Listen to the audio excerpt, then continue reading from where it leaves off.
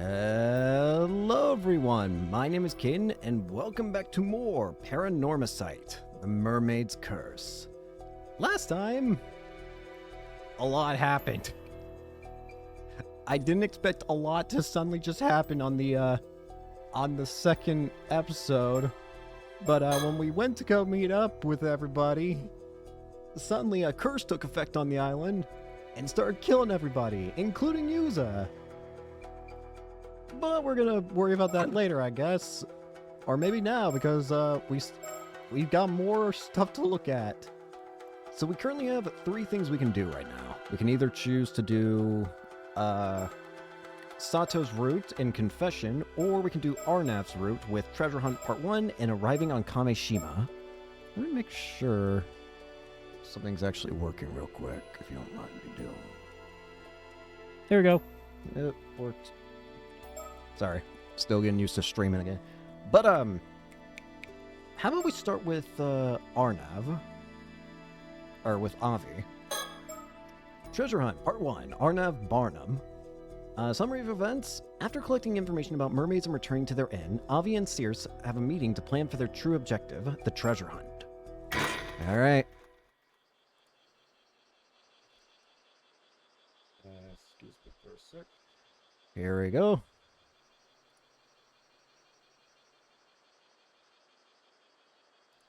Now then, I believe it is time we discuss our strategy.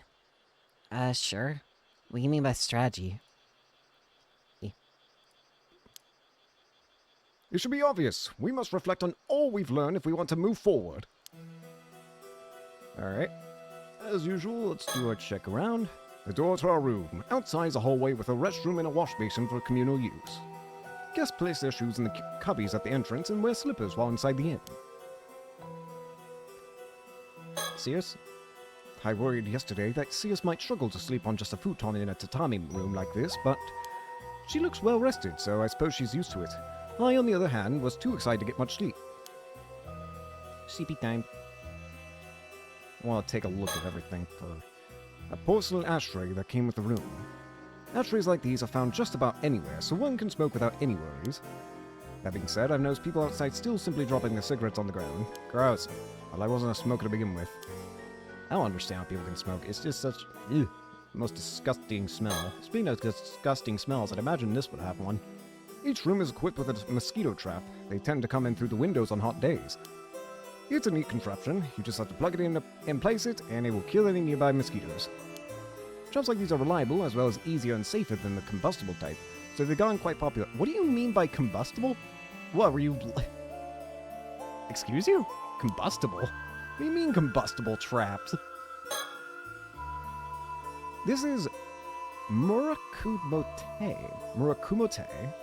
It's a small inn located in Toba. It's a laid-back inn that feels more like a private residence than a hotel thanks to the attentive staff.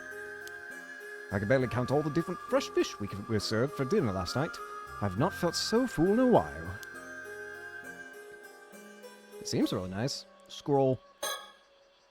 A hanging scroll perfectly complements the tatami room. This room may not have a dedicated alcove, but the scroll still really ties the room together. How lovely. Door. I feel like there's going to be one of those birds in here. Is there? I don't see one. I see the turtle. This is a poster advertising the island of Kameshima. I love to pay a visit to a remote island like that. The name is intriguing too. Ah, Kame means total, doesn't it? It's also Kameshima. Can't shake this weird feeling. Huh? Why? Is there something wrong with the island? Or the poster? The poster, I believe. Do you mind if I take a closer look? My hunch was right. There's a presence. Wait, what? No way. Come on, don't scare me like that. What do you mean there's a presence? No, what? Huh? Now you're scaring me. Extra lights for the room. A lot of attention was paid to creating a comfy atmosphere for the guests.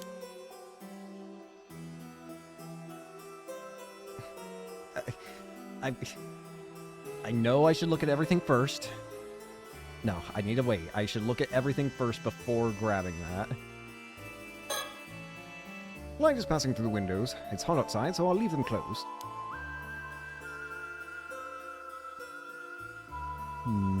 Anything else? Aside for the table, obviously. What about you? Well, I trust your straight gazing is going well. Indeed. There are just a few things I have to check. Like what? Oh. I'm worried I'm going to advance the story if I don't know if this advances the story or if checking everything else here advances the story. Then again, I can just come back in if I mess up. Some of the notes I've taken, the information in them is not substantive and likely of no use. Okay. This is a sketch of the mermaid mummy that I found in our family storage. Bringing it along would have been out of the question, so I settled on bringing just a sketch. Yeah, it's real creepy looking. Oh, that's right. I still haven't told Seos why I'm searching for mermaids. Can we tell her now? That's scary. Why is that blanked out? Do I want to know why? To be frank, I didn't come here to simply travel around researching Issei-based mermaid legends. My real goal is to find an actual mermaid. Oh yeah, I have a feeling that was it. So you already knew! Exorcists sure have some keen instincts. What will you do if you find a mermaid? Do you want to become immortal? I suppose. Might as well, considering all the trouble finding one will be. Your reasoning is unexpectedly uninspired. Simple though it may be, I find the idea quite romantic, akin to ascending to a new stage of humanity. Sure, I guess. I take it you disagree with my thinking, Sears. I fail to see why my opinion should matter here. What you do is your decision to make. Though I'm not certain that an immortal can still be called human. Still, your decision is irrelevant to my duty, so I'll try not to interfere. Actually, being an immortal will be a rare once-in-a-lifetime chance. Please transcend humanity and let me examine you. I'd prefer if you didn't speak of me like a research specimen, but I'll overlook that for now. Though I do wonder if immortality would actually bring you any happiness. Well, we've already discussed that it more than likely would not. When you look at old folk tales, it tends to be less of a blessing and more of a curse. Jeez, don't say that after I already made up my mind and everything.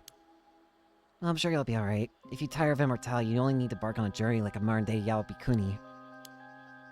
That is one way to look at it, though I think the nun pop might be an issue. Well, I shouldn't get too far ahead of myself. There's no immortality to be had until I find mermaid flesh to bite into. So let's start there. Understood. I'm also quite interested in finding a mermaid myself.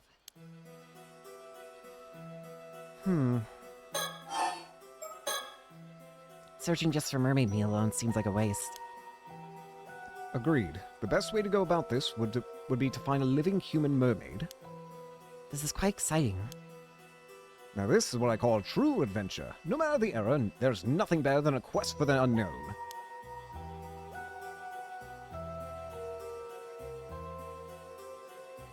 Map, a business card. Who's this? Oh, is this the business card from the guy we met earlier? It is. We managed to glean some surprisingly good information from that exchange. What?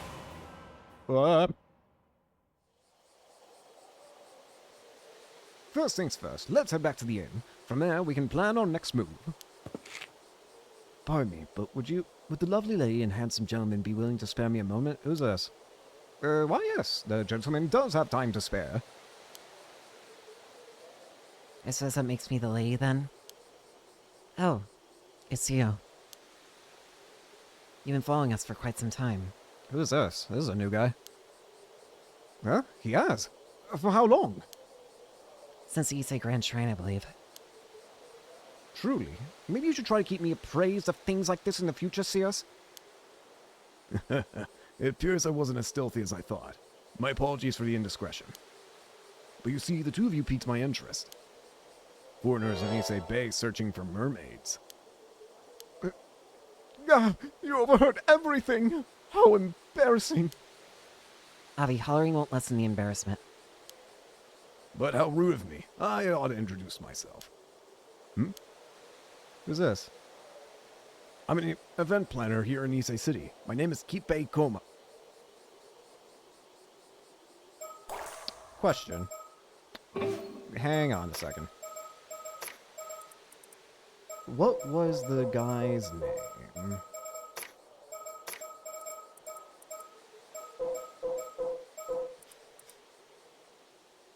Kippei Ikoma.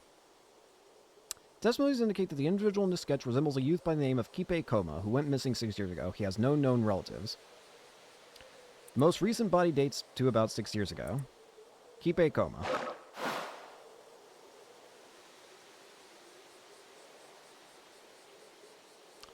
We just started the episode. We just started the stream / episode, whatever. And I'm already getting a very interesting, What do you mean you're Kippei Koma? You should be dead.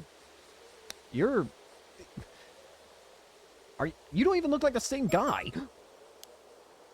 Ooh, a fancy business card and everything. What a charming fellow. Let's see, salad planning, eh? It says here that you're the CEO. I'm actually the only employee, so the title doesn't mean much. I see. I apologize for the rudeness, but I actually just ran out of business cards of my own. Did you ever have any? I had heard you need to carry business cards in Japan if you want to avoid looking suspicious, but I still forgot to bring any. But the freewheeling and forgetful man before you goes by the name Arnav Barnum, a fantasy author who is merely passing through. Do you believe me? Or am I too suspicious? Without business card for proof, the verdict is yours alone to make. So you're an author, Mr. Barnum. Please, call me Avi. This is. She has studied more Japanese history than even the average Japanese citizen. It's a pleasure. If you like, I can list the top 100 of Issei's best features at any time. Aren't you a delight? I was right to take an interest in you two. Kippei Koma, a guy who should be dead. Assuming you're actually him, or you're just... So the question now becomes, is this actually Kippei Koma and he somehow survived? Or is this guy just stealing Kippei Koma's name? I mean, let's be real. If we look at the files... Not that. Yeah, you don't look the same. But I could give the benefit of the doubt that it's been 6 years. I mean, a person's appearance could change a lot in 6 years. Especially considering, how old did it say he was in the, Did it say how old he was, actually? Hang on. A youth by the name of Kippei Koma. Missing 6 years ago. I feel like it said it's his age before, like what the estimated age was. I want to say it was something like 16.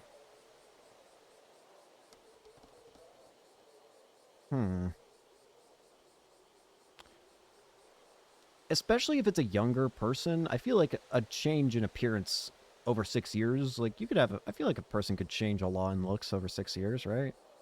And who knows, there's also other factors like, who knows, maybe he's using a curse to change his appearance. Point is, it could just be somebody who's, it could be either somebody who's keeping the, who stole his name, or this is actually Kippei Koma and there's something weird going on.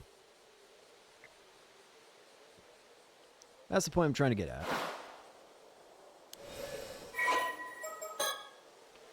Director of Solid Planning, Event Services Co-CEO. Oh, wait. It actually says his age here. If it was 6 years ago, then the Kippei Koma in the image would be 20 years old.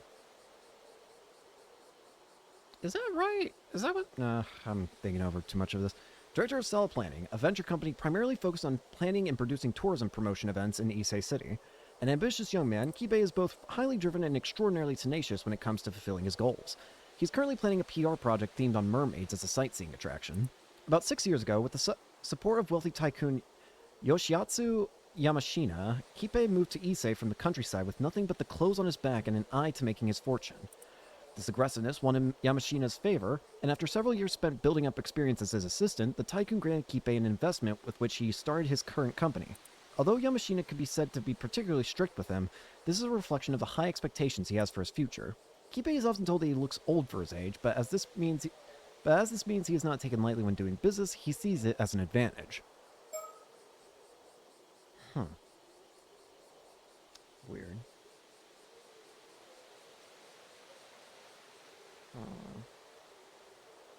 Can I check something real quick? This is gonna sound weird. This is gonna sound very weird. Never mind. Probably couldn't hear that. Still though, why? Weird. Forgive me for my bluntness, but would you mind sparing me a few moments? I'd love to talk a little longer. I suppose that could be arranged. Oh, now we're back here.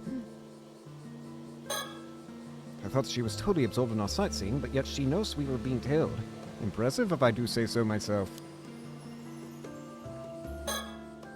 What do you think, Sears? Feels like a scammer who targets foreign tourists. Quite the blunt one, aren't you, young lady? Okay, same dialogue. Gusts of wind graze this lonely observation deck.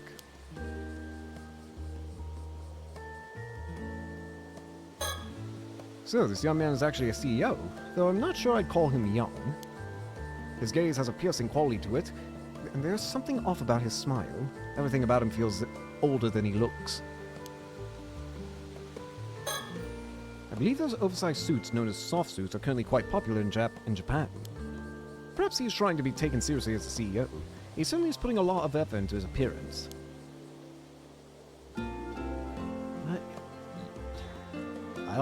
I don't trust you in any capacity. I'm gonna just make that clear. The fact that you have the name of a person that should be dead means you are not trustworthy until I know more, because either way, it's like, if you're the actual Kipe Koma, then why the hell are you alive? And if you're not Kipe Koma, why are you using his name? The truth is, I'm currently planning a promotional tourism campaign for the Ise-Shima region. I was thinking of using mermaid legends as the centerpiece of the campaign. Mermaids, huh? I am sure you are already quite aware of the mermaid legends of Ise Bay, yes? I thought we could hold events and exhibitions centered around such legends to attract tourists. I see. So that's why you were interested in mermaids. Additionally, the Ise-Shima region is also famous for its pearls. I believe mermaids and pearls are naturally complement one another. True. There is also the famous legend that mermaids' tears turn to pearls when they are washed away by the sea. Oh, such a story would do wonders for driving tourism to the area. I'm not sure if I should trust him. Entertaining a weirdo may prove to be a pain. That said, he also seems interested in mermaids. Perhaps we could get some information out of him. Does this project mean you are knowledgeable about mermaids in Ise then, Mr. Ikoma? I suppose it does. I know a fair bit. For example, there are some mermaid legends that most people have never heard of. Oh, do share. A long time ago, there was an island south of Kamishima known as Taishima. Have you heard of it? I'm afraid I haven't. It rings a bell. It was also called Taishima by some. What did I just say? Taishima. Taishima. Got it. That's absolutely right. You said that once upon a time, 3 mermaids lived on Taishima.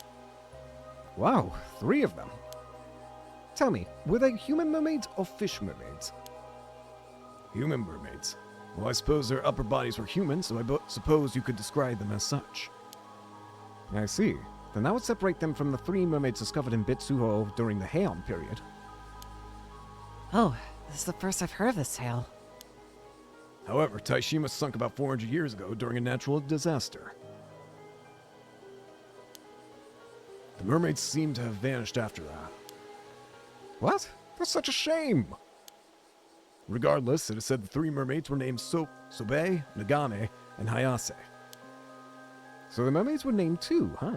That definitely adds to the authenticity of the story. Pardon me, Mr. Ikoma. I never came across such concrete information. Where did you learn that? I don't blame you for questioning my sources. I also haven't managed to find any records of this tale. You see, the story was passed down through word of mouth. As it turns out, there was a single man who managed to escape the island's destruction. His descendants have kept the legend alive. Aha, so it's one of those descendants you've heard of the story from.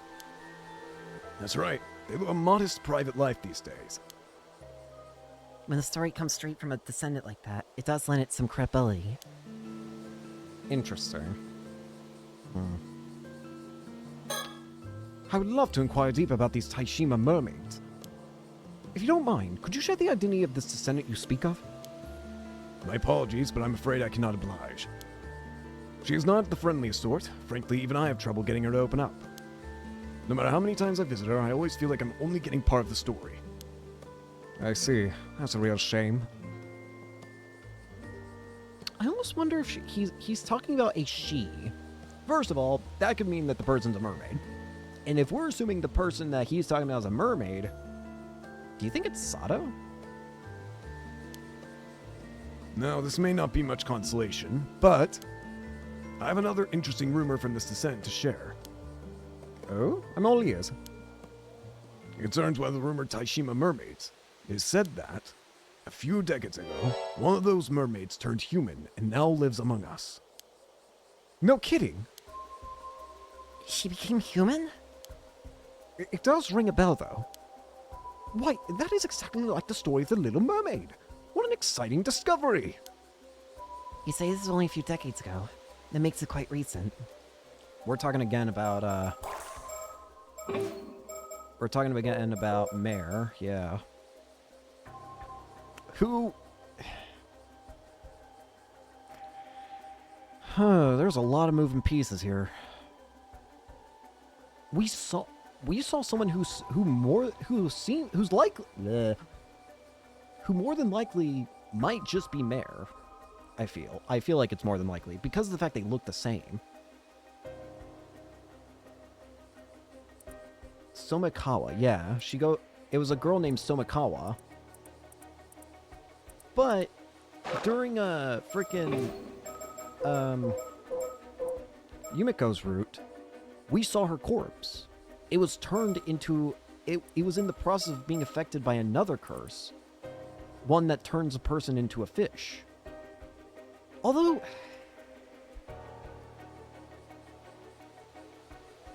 That being said... Was it a curse? They said it was likely a curse that the girl went through that was turning her into a fish, right? They said that was why it looked like a half human, half fish.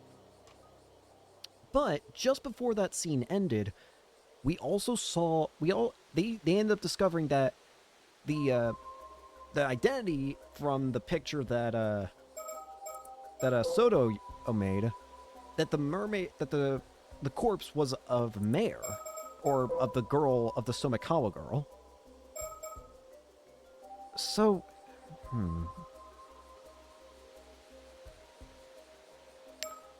if that's the case,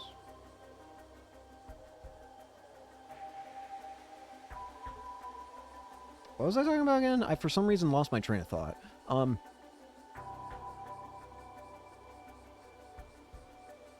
What was I talking about again? I know I was talking about... Where was my train of thought going with this?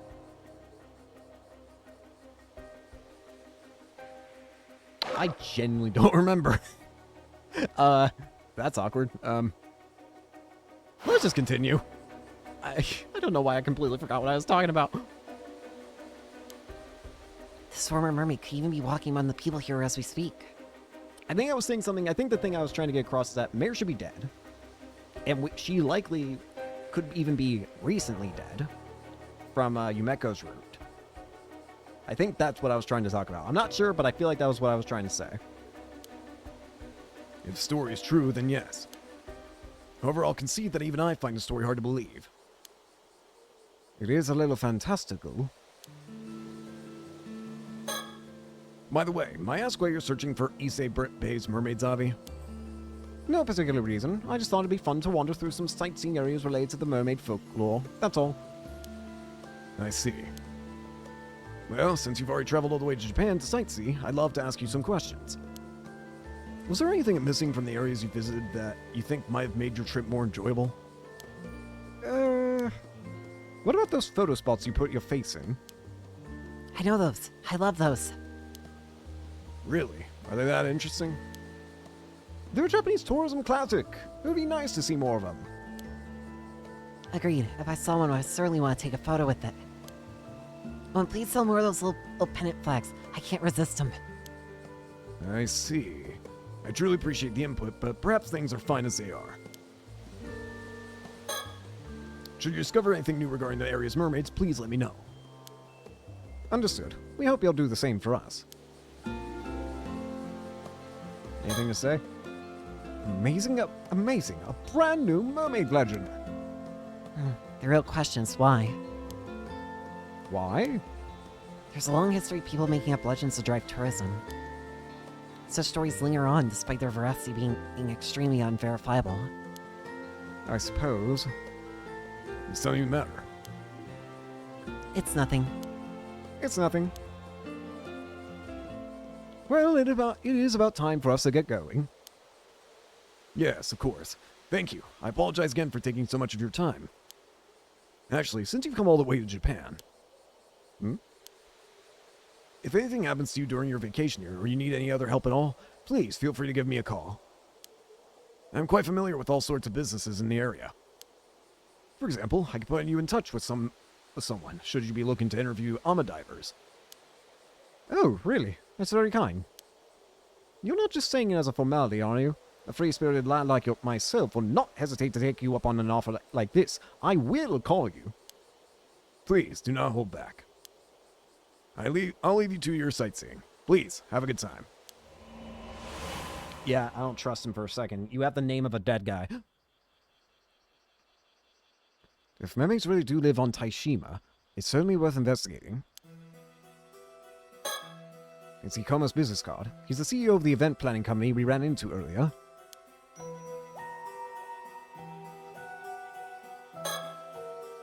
This map looks quite old. Exactly. It's also the precise reason I have come to Mie. To put it simply, this is no ordinary map. This is a mermaid treasure map. A mermaid treasure map? Allow me to explain. I've got to know. I'm too curious. What are you hiding? Ready? Yes, please proceed. You sure? Because I'll do it. I really will. There's no telling what may happen. Quit stalling. Reveal yourself! Oh. Gosh dang it. Gosh dang it. It's just one of them. I thought it was going to be something scarier. I thought it was going to be like important story event. Gosh dang it. Found this mermaid treasure map in the family storage. I should explain it to CS. I fully expected that to be story related. Gosh dang it. I thought we were going to get revealed that somebody's like poking a hole through the wall and like spying on us. It's just a stupid bird. Anyways, about the map.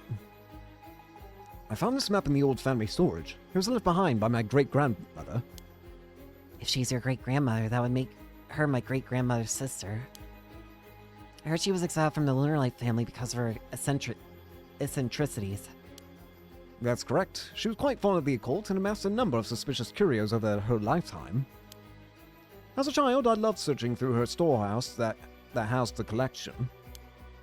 It was like a treasure hunt of wonders, a demon's tail, a yeti's bone, a book of black magic, Ogopogo's tooth, a piece of a UFO, a crystal skull. I cannot vouch that any of it was authentic, but it was still so very exciting to look through. It's no exaggeration when I say this very storehouse is what led me down to the path to becoming a fantasy author. I suppose that's the kind of formative experience an occult writer needs. Just so. I have to thank my great-grandmother. She's the reason I can put food on the table. And among the items in that collection was this. I see. A mermaid mummy. Precisely. They were rather prevalent at sideshows and the like all over the world in the 19th century. Mermaid mummies from Japan were quite popular because of their high quality. A number of them even made their way to Europe. Huh. This one probably made its way to the family storage around that time. It was probably passed from one seller to another until it ended up in my great-grandmother's hands. How are you so sure it was made in Japan? Well, you see, I gave this mummy a thorough investigation. I even took it apart. Sure enough, it was made of wood and paper clay. But lo and behold, I also found this map inside. Truly, you found a map inside the mummy. Whoever made it all those years ago must have snuck the map inside. I doubt my great-grandmother had the slightest idea it was even there. That's an incredible discovery. It is simply tantalizing, is it not? There is not a doubt in my mind that it will lead to a most thrilling discovery. Interesting.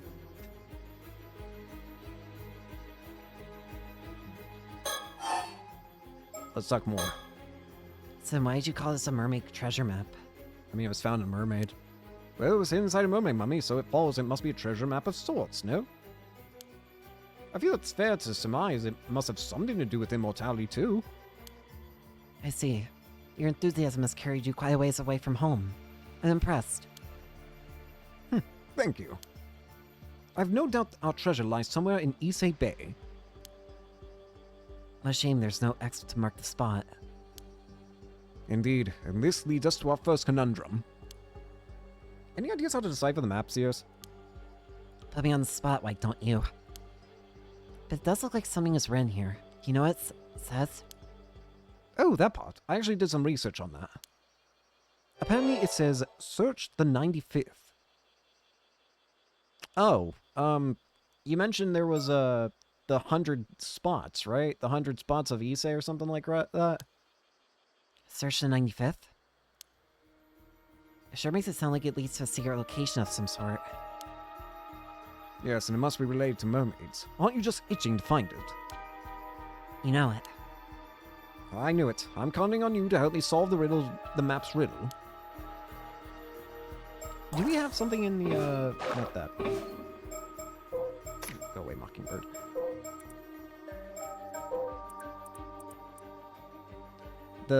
Included on the, how much, the 100 famous Japanese skiing spots during the Showa era.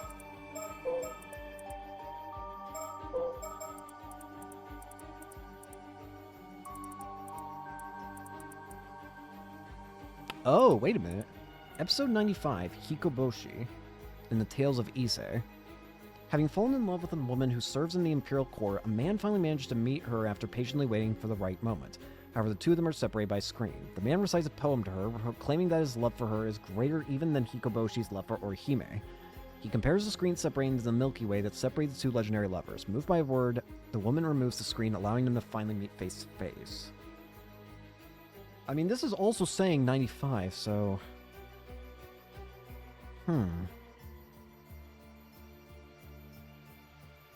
Interesting. Oh, wait, I just remembered.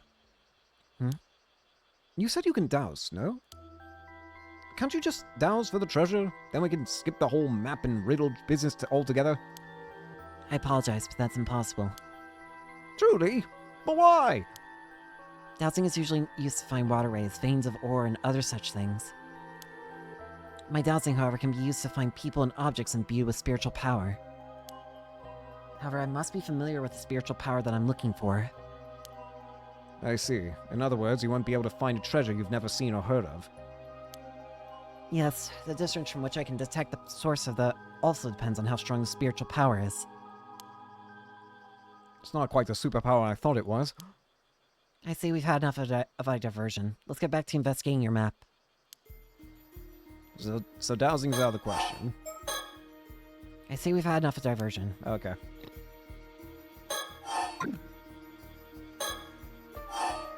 Pick it up. Oh? Did you notice something? It looks like something's written on the other side. I see. I knew I must have missed something. I should carefully hold the edge when I want to look at the other side. Some of the Issei Bay, judging from its condition, it's quite old. If I were to guess, I'd say it's over 100 years old. No, perhaps even more than 200 years old. I wonder how old it really is. The phrase "search the 95th" is written on the map around the location of Issei Province. See, do you recognize the symbol on the lower right? appears quite similar to Sanskrit. However, I don't recall a character quite like this one. Sanskrit. It may be a mark unique to the cartographer, like a signature. If that's the case, it's irrelevant to our investigation. I agree, though my opinion will change should we come across the symbol elsewhere. Guess keep an eye out for that symbol just in case. Look closer. Isn't that Taishima? You're right. It depicts an island to the south of Kameshima. It's safe to assume this map was made before Taishima sank then.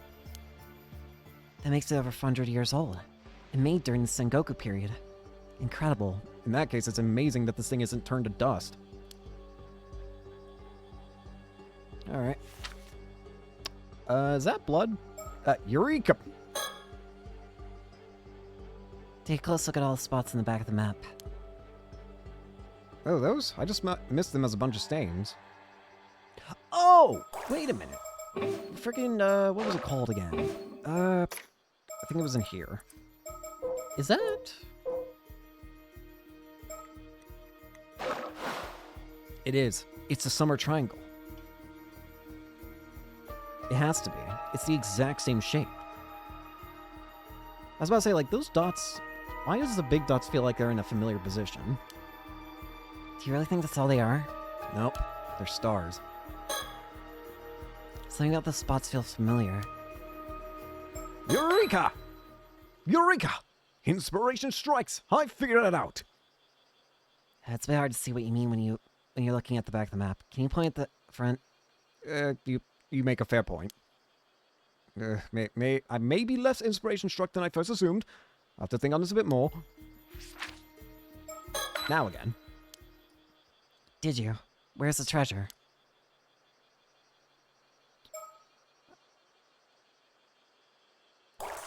If I were... So, hang on, I think I see what we're going at here. Assuming it's supposed to be related to the Summer Triangle. Hikoboshi, the 95th. In which case... Hang on. Not that.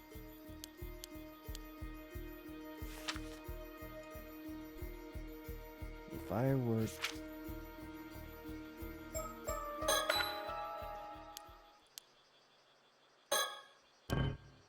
Nope.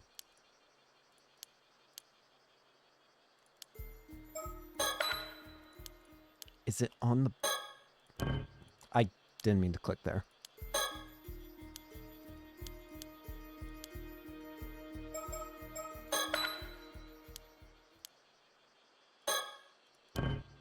What? What did you say?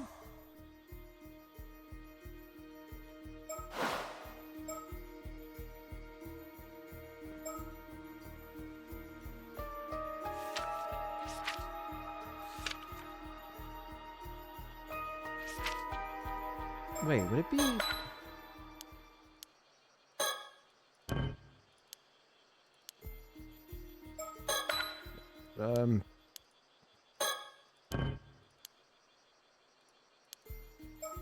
I know it's...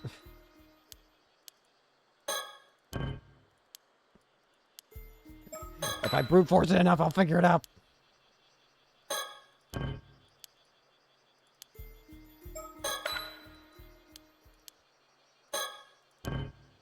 What am I missing? I know what it's trying to refer to. Obviously, it's gotta be talking about the Summer Triangle, Hikoboshi, because it said the 95th. The 95th is... Where's the... Not there. Where's the,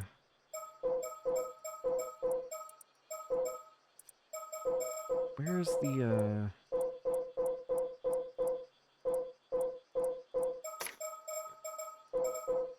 Tales of Issei? Damn, I hit the wrong button. I didn't mean to close it. It's gotta be talking about it says the 95th. Fall in love with a woman who serves in the imperial capital, blah, blah, blah. Two separate by screen.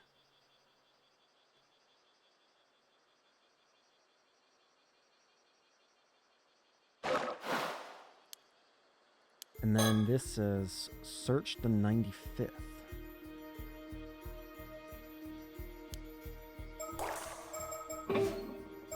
And if we... hang on. Go back to that tail again. Orihime.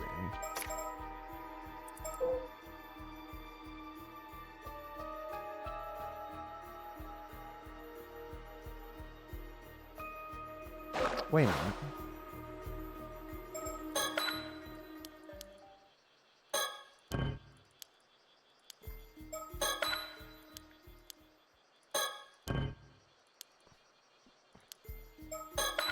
Am I stupid? Don't answer that question.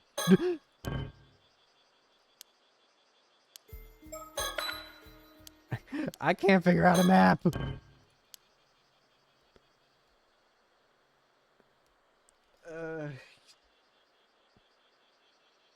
What am I missing here?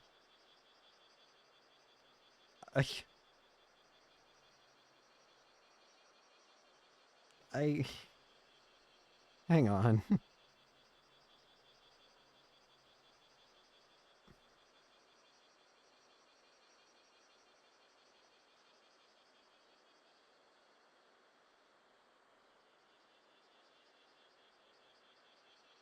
What?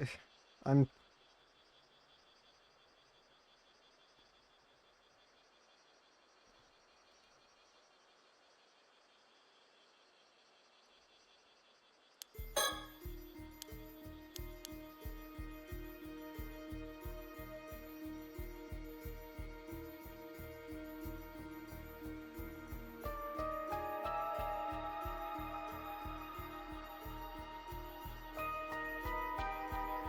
I'm trying to look this up at this point. I'm stupid.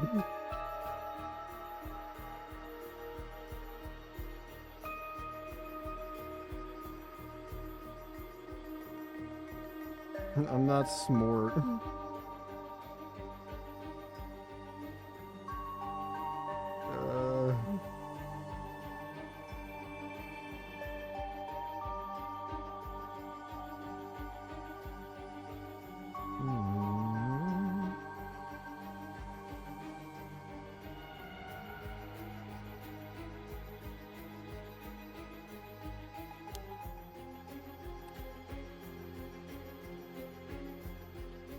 Oh. Oh. That's what I'm supposed to do.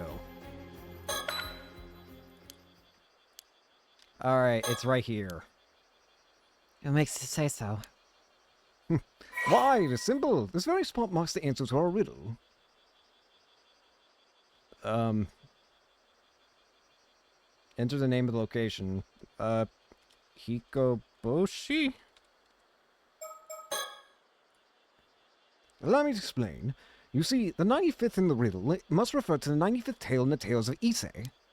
And the title of that tale is none other than Hikoboshi. Next, note how the summer triangle constellation is drawn on the back. The location of Hikoboshi, or Altea, corresponds to this very spot on the map. Incredible. I should have expected nothing less. You truly are a genius, Avi. Nothing compares to the rush of a breakthrough. Let's keep riding this high. Avi's a genius achievement unlock. I feel like I'm being patronized by the game for taking so long in that. Figured out where the treasure lies. Quite keen to investigate further, but I should confirm some other matters first. I didn't think the positioning of the map would actually be relevant. Everywhere search area on the map, it's in the middle of the sea. How are we supposed to search a place like that? Looking for an unknown object somewhere on a large swath of seafloor seems like an impossible task. You're right. It does sound difficult. We might have to ask our friendly CEO for help. He did give us his card. However, wouldn't that mean we'd have to inform him of the map? No other way about it. In addition, should we find anything, I imagine he'll expect a share of our spoils. I really want to keep it all to myself. Sharing is the worst. I understand, but we have no other options. It's a shame, but I suppose you're right. We should contact him as soon as we can. Ah! Is that all that section complete?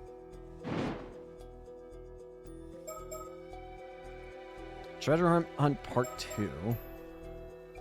Part of me kind of wants to do Sato's, though, first. Yeah, let's do Sato. So, Shotaro asked Sato to start a relationship with the intention of eventually marrying her. Tsukasa, who happened to be there, is taken aback by what she's heard and runs away. Sato chases after her to clear up the misunderstanding. Oh boy. I can't do this. It's not fair. Hey, Tsukasa, listen. You're okay. There's still a chance. No, there isn't. Tsukasa! Sato, what's going on? Sato, what's going on? Oh yeah, that's when we arrived there. Well... I'm sorry, I can't explain right now. Tsukasa, come on, we're drawing too much attention here. Ooh,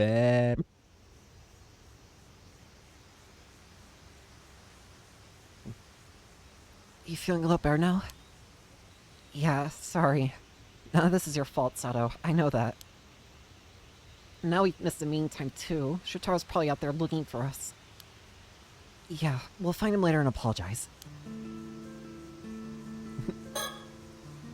These are the ruins of an old building called the Kantekisho Ruins. People hardly ever come here anymore. Anything else of intrigue here? No. Tsukasa was in pieces earlier, but at least she seems to have calmed down now. I mean, after something like that, of course she'd be upset. Yeah. So, you're saying that today was the first time he ever said anything like that to you? That is a bit weird. Yep, I had no idea he would be confessing out of the blue like that. I mean, I get it now. I know you aren't interested in him, but... I guess I really am still just a kid. I don't have the confidence to confess like that. Getting married, going to Tokyo together, that's way too much for me to even begin to think about. Yeah, he just got several steps ahead. I guess guys from the city are just like that. Still, you handled it so calmly. I was seriously impressed. I'm gonna be honest, I thought this chapter was gonna be all about trying to get Tsukasa to calm down, so I'm already kind of confused. If you say so. You were so calm and collected. I swear, I can hardly believe you're the same age as me. I wish I could stay calm. Well, she is not normal. And he explained to her what really happened today. Although you seem to be a bit different too. Did something happen? I only really caught the tail end of your conversation back there. Well... Yes, honestly, it's been quite a day. I was planning to tell you everything. Huh? Tell me what? You're kind of scaring me with that serious look. Well, what I'm about to tell you is going to sound completely insane, for all sorts of reasons. But every word of it's true. I need you to believe me, okay? Okay. Scary. I'm undead. What? I don't even... You can't be serious. You're going to be offered up as a sacrifice tomorrow? And what? Some cursed storm is coming to the island and you died and came back? Are you actually being serious? Yep, or at least Mr. Wakamura is completely convinced that's the case. Shotaro said it was all nonsense. He didn't believe a word of it. Nah, this is not okay. This is all seriously messed up. You said before you didn't really remember much about your past, right? But claiming that you died, that has to be bullshit. Sato, why aren't you saying anything? I did die. Let's talk about you.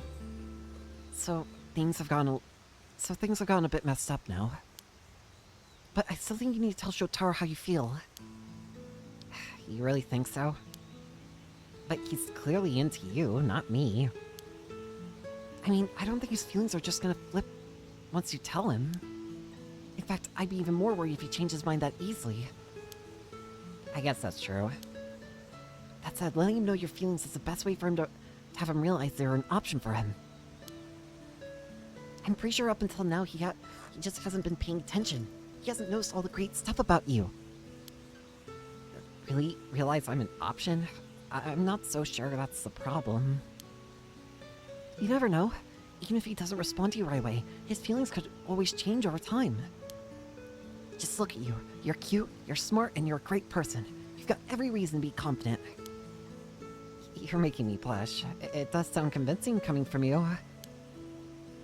I mean, I was totally ready to just throw it out there to see what would happen and all. But now you're starting to make me think I might actually have a shot. Exactly. No need to rush. Just take your time and let both your feelings develop. Thanks, Sato. You're right. I can't just give up yet. I'm gonna go ahead and tell him. But you really are good at this, Sato. You must be super experienced with all this. Of course I am. They don't call me a living encyclopedia for nothing. Oh yes, Miss Encyclopedia. I almost forgot about that. I almost forgot too. Well, at least she's happier now. Did you finish writing the love letter? Well, I did finish it, but I, ripped it up and threw it away. Oh, damn. Don't worry, I'll write another one today. It's probably a good thing I get a redo. The first one was all me anyway. Yeah, that's the spirit. I suppose I'll need one more thing, Sato. You'll need to invite Shotaro over for me again. Yep, that I can do. I'll get him to come even if it kills me. Thanks, but I worry you didn't get killed over this. Well, she's gonna get killed over a different reason, I feel. But let's not talk about that. Let's continue talking about you. Alright, time to rewrite that love letter. Never mind, let's talk about me. Hello? Sato? You okay? Well... I don't know.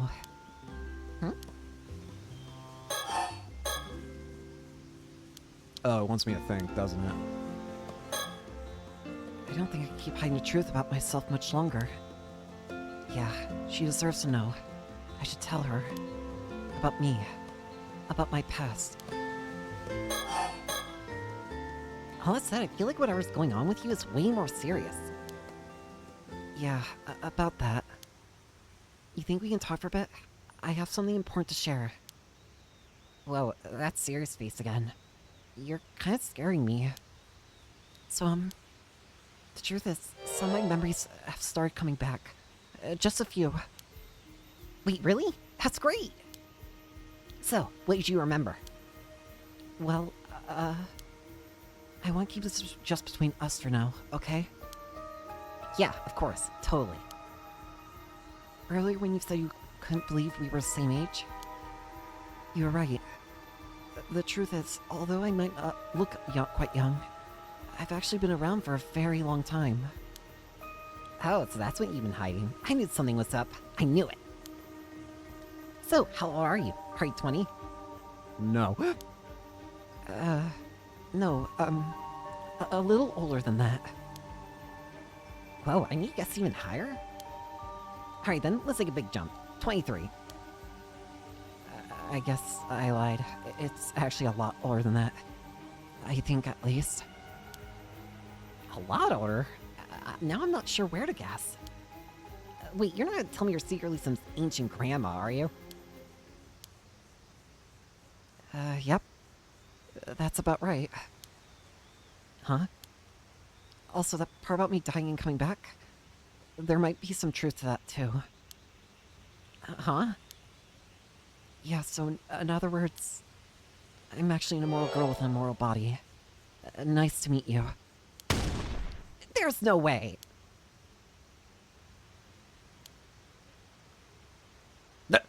What now? Wait, are you actually being serious here? Yep. Completely serious. I mean, I always thought you said some pretty weird things.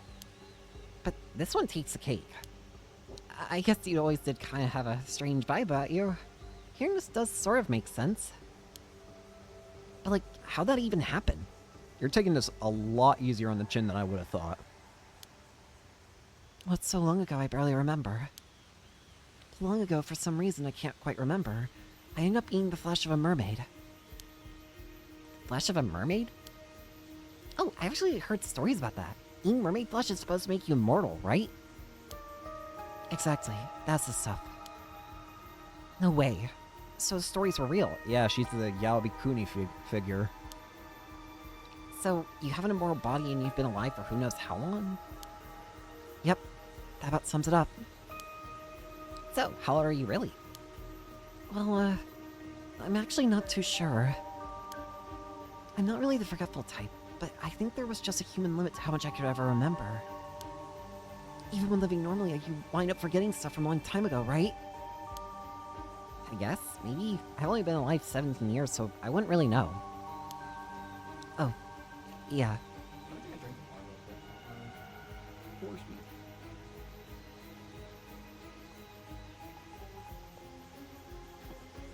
Much better. The oldest memory I can still remember probably goes back several centuries at least. Damn, so you really are an ancient grandma. No, I was only 17 when I ate the mermaid flesh, you know. So I wasn't exactly lying about my age. In terms of looks, I'm still spry young 17-year-old. Well, sure, I can agree with that. I can't argue with that. But you're saying you're actually immortal. I think that tops my surprises for today. You believe me? Of course, you joke around a lot, but I trust you when you say it's serious. Thank you. Well, you took that surprisingly well. Me. So if you really did become immortal from eating the flesh of a mermaid, then I guess handing you over to some bigwig like this Unkaku Udono actually starts to make sense. Yep, if I get handed over to him, and I'm pretty sure he figured it out, who knows what could happen. Right? That'd be bad news. No telling what he'd do after that. After that, and if it's the truth, I guess there's no point making excuses either. Exactly. What about the curse of the raging waves? Is that true too? Yeah, I'm pretty sure it's real too. I think I'm somehow connected to that place called Taishima that came up in the curse story. Oh, you are? But even so, I don't think I caused the curse. At least, I hope not. So you're saying you were on Taishima like 400 years ago? Yep, I think so. I don't really remember what kind of person I was back then, though. Even so, I can't believe the old man just straight up said he was going to hand you over tomorrow. Yeah, I've been trying to figure out how to get out of that. I'm gonna help you, obviously. How about you really do just run away to Tokyo with Shotaro, then? I'd rather not. There has to be a better way. Listen. I understand that. You don't want to have to say it, but you could just lie. You could just lie and then later say that the only reason you did it is because you were scared of his father send you to someone who would torture you probably. If he's half the decent person that people make him out to be, I feel like he wouldn't mind, hopefully. Yeah, even as I said, I realized I hadn't really thought about it through very much. Let's take this one step at a time. Besides, I don't think the curse will just disappear if I leave the island. Yeah, even if you were the cause, that would mean they could have just kicked you off the island, right? It kind of feels like the old man's just trying to pin everything on you. Yeah, there has to be some kind of reason behind it. Either way, if we could somehow stop this curse of the raging waves or whatever, it'd probably solve all my problems. Probably, yeah, but how are we supposed to stop a curse when we don't even know what it is? I always thought all this curse stuff was just occult nonsense. I never thought it could be real. Well, they are. Spirits and curses really do exist. No doubt about it. It was totally normal to live with them back when, so it surprised me that these days everyone just acts like they're not real. No way. This is all so surreal. Well, I suppose you being here is already past surreal and into the mythical. Guess I gotta rethink what's normal. I guess that means our best chance at the moment probably lies in your memory somewhere. Do you really not remember anything about what you were doing before you washed up on the island? No. Well, I now remember that I was on Taishima 400 years ago. Everything between then and waking up here is completely blank. I'm guessing I might have been asleep somewhere for the last 400 years or something like that. Damn, how'd something like that even happen? You think it's connected to whatever happened to Taishima? Yep, probably. Still sleeping for 400 years? That's just unreal. Feels like something out of a story. I mean, kind of is. I mean, you fit into our society so naturally. It's hard to believe you're not from the same era. I was quite lost at first, but I didn't want to cause a scene, so I tried really hard to fit in. Everything had changed so much. There were surprises around every corner. It's pretty overwhelming at first. I can imagine. It's like the old tale of Urashima Taro. He came back and centuries had gone by. Oh yeah, now that you mention it, it is quite similar. I'm amazed the tale of Urashima Taro is still being told even now. But you know what amazed me the most?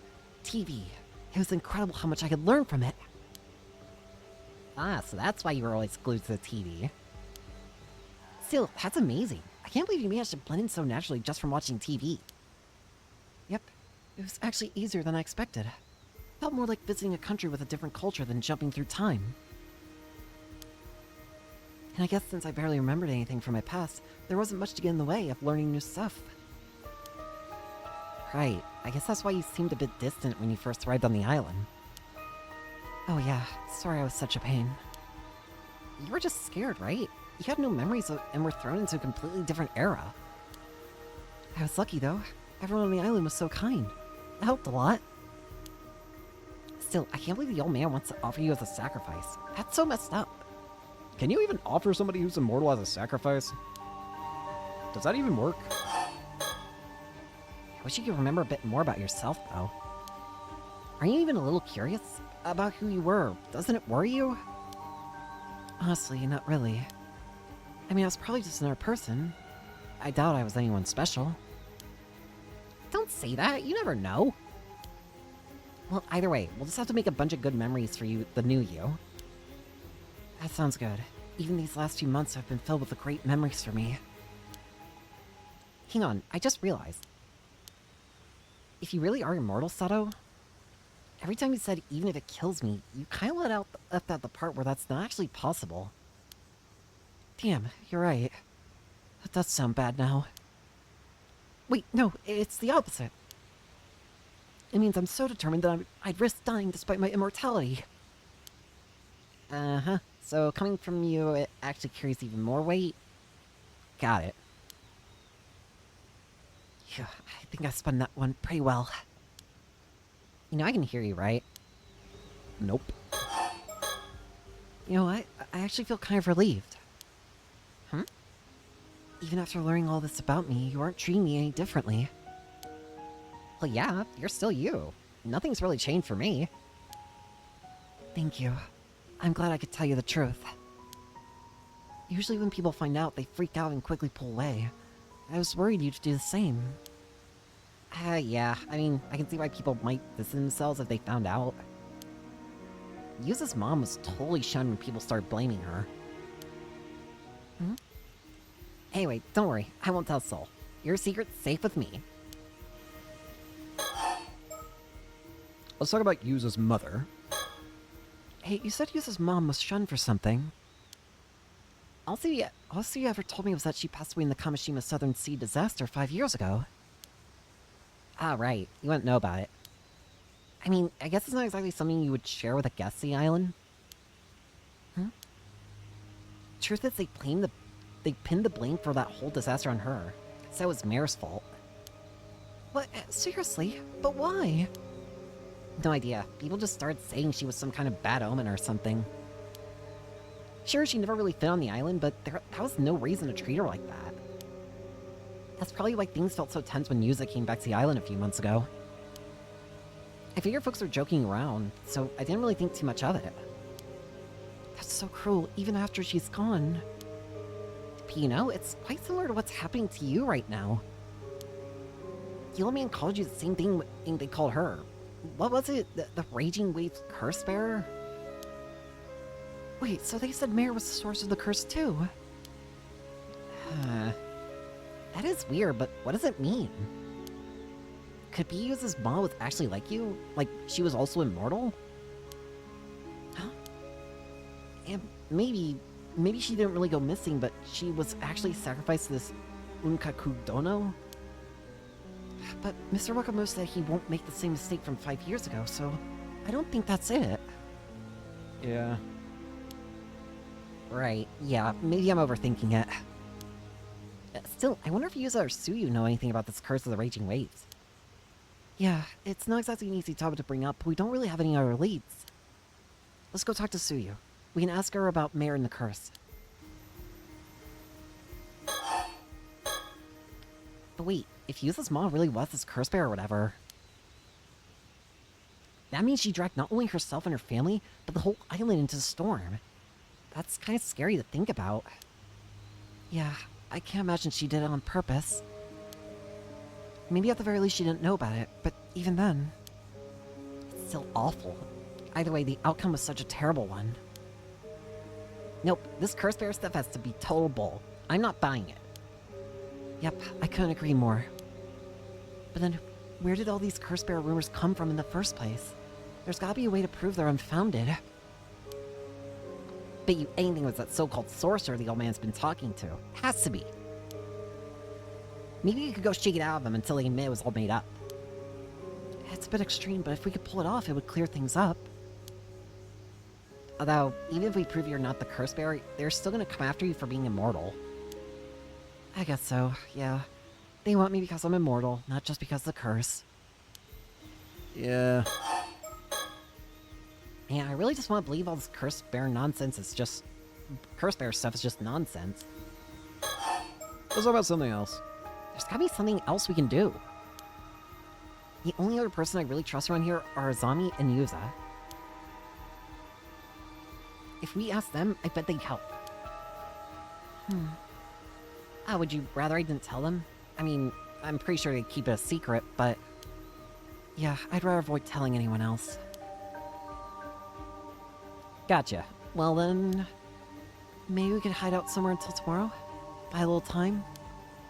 But where could we hide? Oh!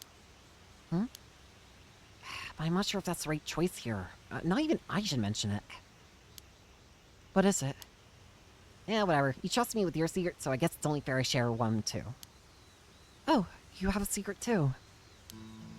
Keep this between us, okay? It's about my pa, actually. Wait, your dad? But I thought you grew up with just your mom. I don't know where I got the word foster from. I did. That's why I got curious about who my pa was, and started digging on my own. Not much to go on, but I managed to piece it together. Maybe I've got a knack for detective work. Oh, that's incredible. A detective just like on TV. Anyway, turns out he's a very rich guy from Issei. Apparently way back, my mom used to work as a maid at his estate. Wait, does that mean... You guessed it. I'm his illegitimate child. Ooh, that's a tough one. I mean, I kind of suspected already, so it wasn't a huge shock or anything. Besides, he's been sending child support this whole time, so I'm grateful, honestly. Oh, your life really is like a TV show. Anyway, I've actually snuck off to meet him a few times. You met your dad? All on your own? And that wasn't a problem? Surprisingly, yeah. He was happy to see me. He even said he wanted to meet me, too. Took me out for dinner a couple times and all. How nice. But you're smart and so cute. I can see why he'd be proud. I got no complaints about the life I have now with Ma. I'm not out to shake him down for cash or stir up trouble or anything. That said, I never told Ma that I met with him. There's still bad blood there, apparently. Oh, that's not good. Nobody on the island knows about this. You're the first person I've ever told. Oh, this turned into a full-on secret swap.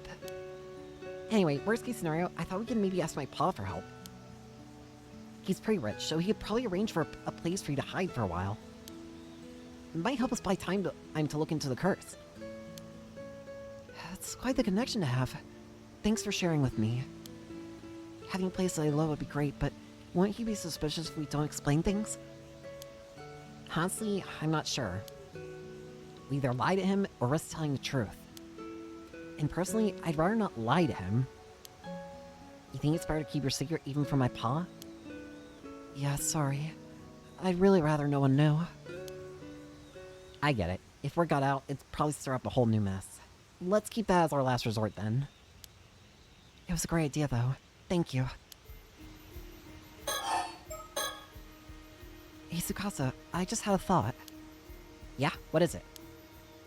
This Unka Udono guy, he says he has a way to break the curse of the raging waves, right? Yeah, sounds like it. That's what he's offering in exchange for you, right? So what if we somehow stole that from him?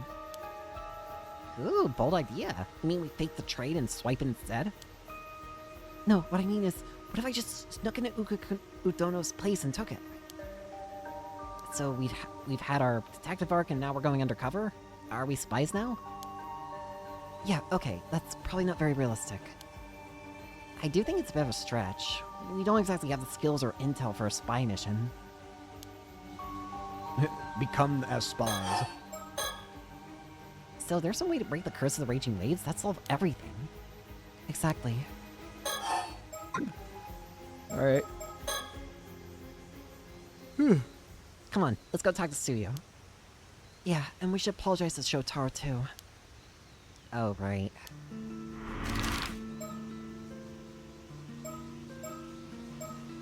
I'm going Wakamura. Anybody here? It's like Shotaro isn't home. Yeah, no one's here right now.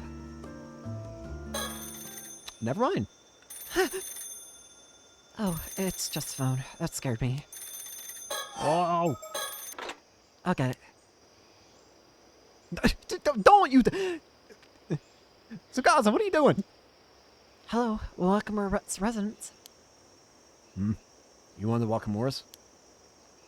Actually, no one from the Wakamura family is home right now. Would you mind calling back later? Wait, really? Then that means... You must be the... Oh, it's him. You must be the Immortal girl. Sorry, I'm not sure what you mean. If this is a prank call, I'm hanging up. This town really irks me. Ah, so this is where you've been hiding. Took me forever to find you. Who is this? My dear Sato, What? It's been a while. Who is this? He knows you?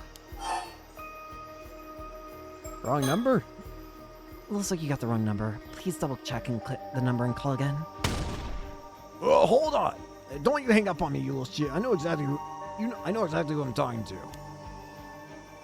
Says he actually knows who you are, Sato. I think this might be our chance to get some new info. I got a real bad feeling about this. So, my dear little Sato. Oh, wait, no. I hear Unka Kudono's got his eye on you now. You're awfully well informed. Mind telling me who you are? But of all the people out there, it was Unka Kudono who found out. Damn, that geezer's gonna hunt you to the ends of hell. Who the hell are you? Tell me! Oh, you're really fired up. Hang on, wait, you fucking serious? You don't remember me, for real? That's real harsh. After everything we had, all that passionate talk about our future together, what? Wait, what? Come on, just because I don't remember you doesn't mean you get to start spouting nonsense. You'll know if it's nonsense soon enough. And listen, I'm actually the one trying to help you here, you know? Might want to hear me out. What do you mean? So, this Unka Kudono, he's a psych old man funneling cash into researching immortality. If he gets his hands on you, you'll be strapped to a table in his lab while he cuts you open alive. He'll sit there watching as you die and regenerate, all as part of his fucked up experiments. And once you're all healed up, slice and dice again, rinse and repeat, over and over. Sounds fun, huh? That's straight up torture. Even if your body's immortal, the pain is all real. Becoming a sacrificial guinea pig be nothing but hell on earth. You sure know a lot about this.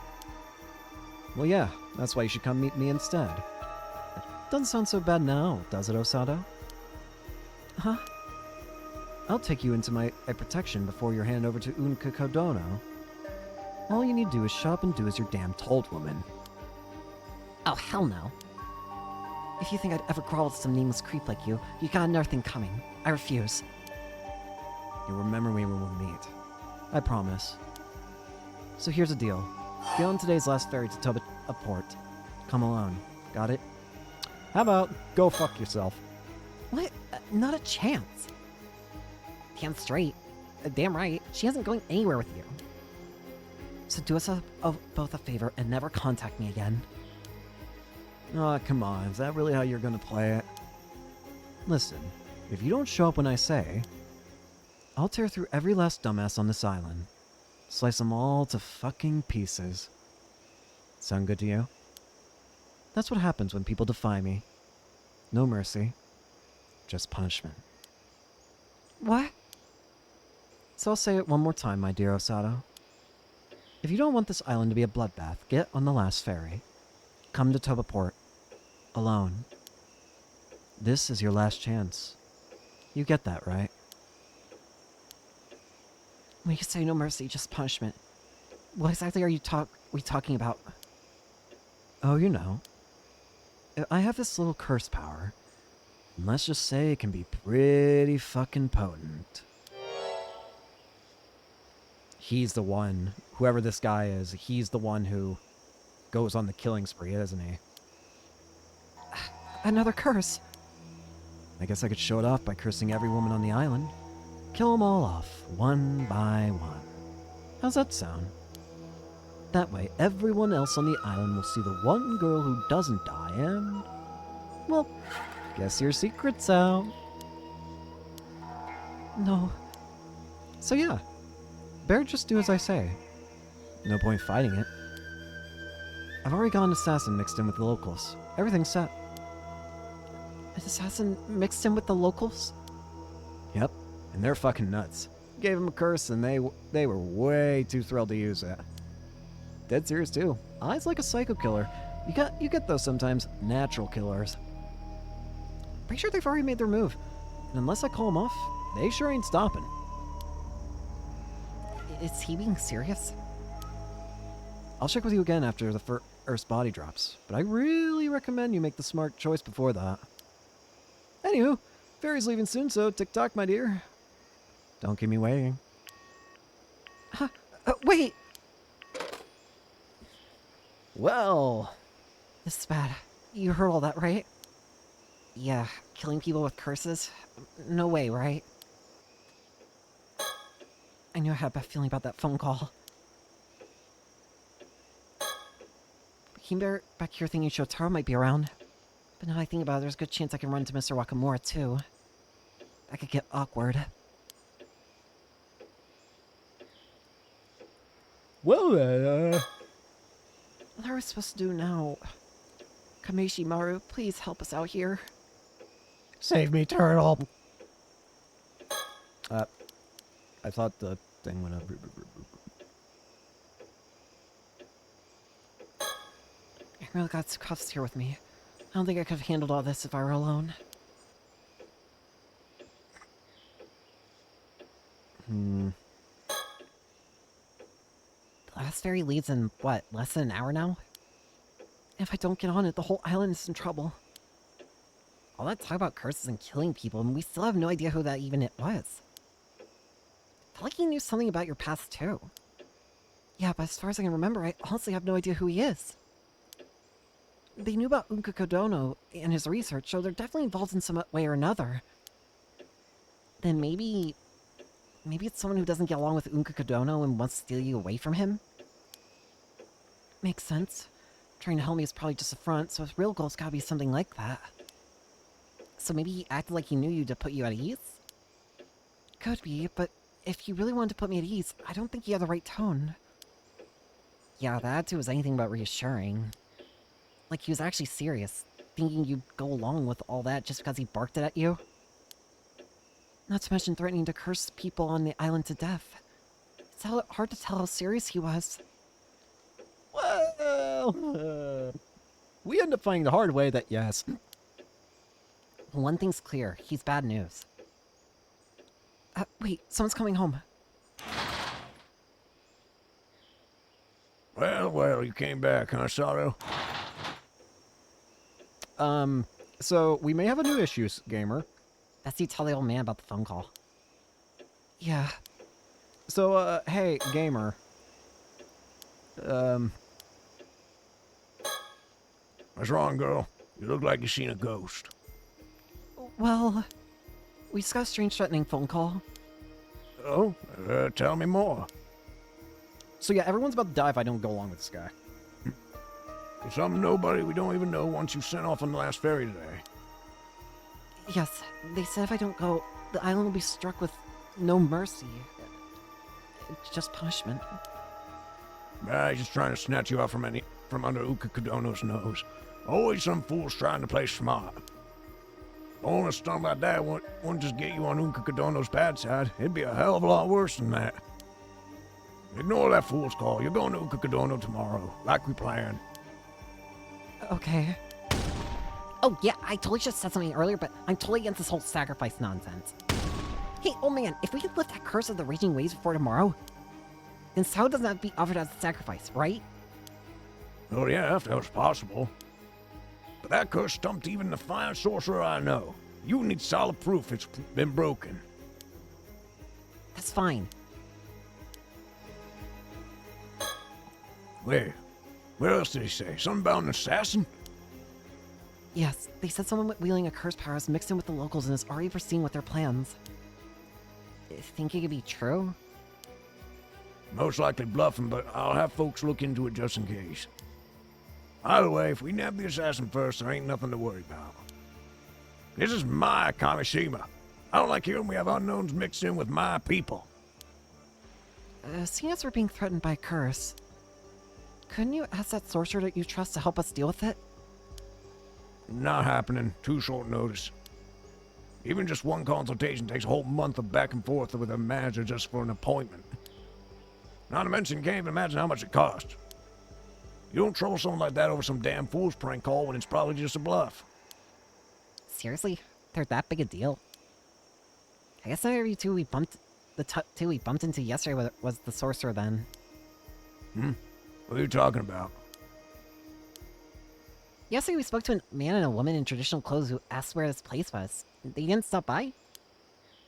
Oh yeah. All right, some shady-looking folks came around. They said something about a great storm curse drawing near, and that told me I should warn everyone to prepare for evacuation. Wait, so even people from outside the island know about this curse of the raging waves? But then who exactly were they? Beats me. Claimed they were with the police or some such, but something smelled fishy to me. They were rambling on about mummies and whatnot. Didn't make a lick of sense. I ain't got time to mess with folks like that. Told them I already knew and had them get lost. Anyone with even the slightest spirit sense can tell the island's affected by a curse right now. They're just scam artists using that to spout nonsense and squeeze out donations. Bunch of crooked sidekicks, that's all. Got no time to be dealing with folks like that. Is that really all it was? Something about it is nagging at me. Is this curse of the raging waves definitely real? I told you it's as real as they get. So, what are you gonna do now, old man? First off, Sato ain't going anywhere. Stay put till that last ferry dock's back on the mainland. You sure that's safe? You sure it's safe? Curses or not, there's no way anyone's gonna go around and kill a bunch of people. That just ain't practical. That said, someone sneaking in as an assassin, that could happen. I see. Even if their curse was just a bluff, they're clearly planning something. Ain't no way I'll let it slide. It's ready not just me, but Ukakudono. They'll regret messing with us. I'll smoke them out myself and have them confess all their bullshit. Yikes, he's pissed. Yeah? You two stay right here. Got it. He's gone. Spat out like a bullet. So what now? He told us to wait here, but... Well, we don't need to catch the ferry anymore. Still feels like a waste of time just sitting here. Let's go see if we can find Suyu. Sounds good. I'll see if we can find a way to stop the curse of the raging wave. If we can find a way to stop the curse of the raging waves, there'll be no reason to sacrifice you. Let's go. About an hour and a half later. Well, we definitely learned a lot more after speaking with Suyu. Huh? Tsukasa? Damn it. Listen, there's no way I'm letting them sacrifice you, not for anything. Thanks, Tsukasa. Sorry I got so worked up. Don't worry about it. That's just who you are. I guess the Lost Fairy should have reached the mainland by now. Yeah, think the old man managed to find that assassin? Let's go see what's going on outside. Not like we have much else to do now. This is where we're gonna... Yeah, this is where we're gonna see, Oh, boy. Oh, no, I 100% know what's about to happen. I'm about to fucking die. Hey, Shotaro. Oh, look, it's Shotaro. Hey, you two. Perfect timing. My old man's been stopping around with this wild look on his face, asking people if they've seen anyone suspicious. You know anything about that? Actually, yeah, we do. So I guess he's trying to track down that assassin who's blending in on the island somewhere. Wow, so people really announce threats like that over the phone. Still, I'm glad the old man didn't take the bait. That was probably the right call. But if it's not just Ukukudono's people after you, then we got a new problem on our hands. Yep. I know what's about to happen. Sun's starting to go down. Maybe that's part of it, but something feels off. We're about to fucking die. Whoops. I just clicked on the wrong thing. Whoops. Even with everything going on, he still managed to stay calm. I know it's not fair to lean on him only when things get tough, but his confidence makes it hard not to. Tsukasa's clear on edge. I can't blame her. This whole situation is such a mess. I'm about to fucking die, gamer. I really should apologize for missing the meeting earlier. Yeah.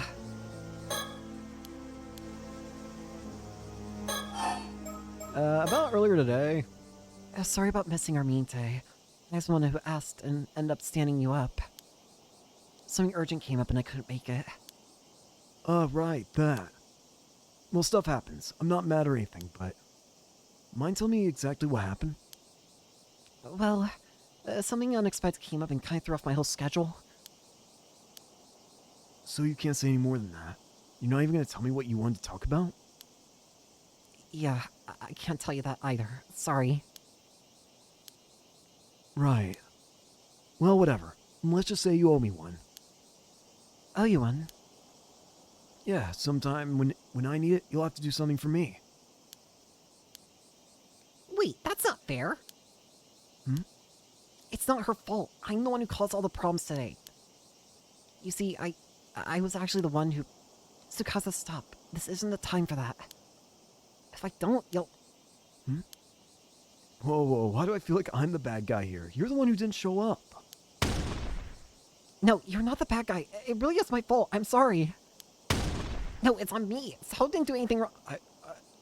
I don't... Okay, relax. For the sake of your friendship, I'll let it slide. Let's just reschedule for another time. Right. Thank you. Thank you. Well, at least he was chill on that for the most part. Things are a little hectic today. We can talk about that more another time. Let's talk about the sacrifice. So about getting you out of that whole sacrifice mess. Yes, about that.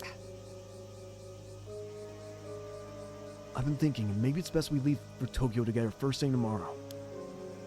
Lay low for a while. Yeah, I know, it looks like I'm just using this chaos as an excuse, but... At this point, I don't think I can offer any other options. What do you think? Well, first off, thanks for thinking over it for me. Would it be okay if I gave it a little more thought? Sure, but if you take the ferry, my old man will catch on. If you want to go, it'll have to be on a small boat, quietly, just after dawn. I'll need time to set things up, so I need your answer by tonight. Okay, I'll think it through. Alright. Oops.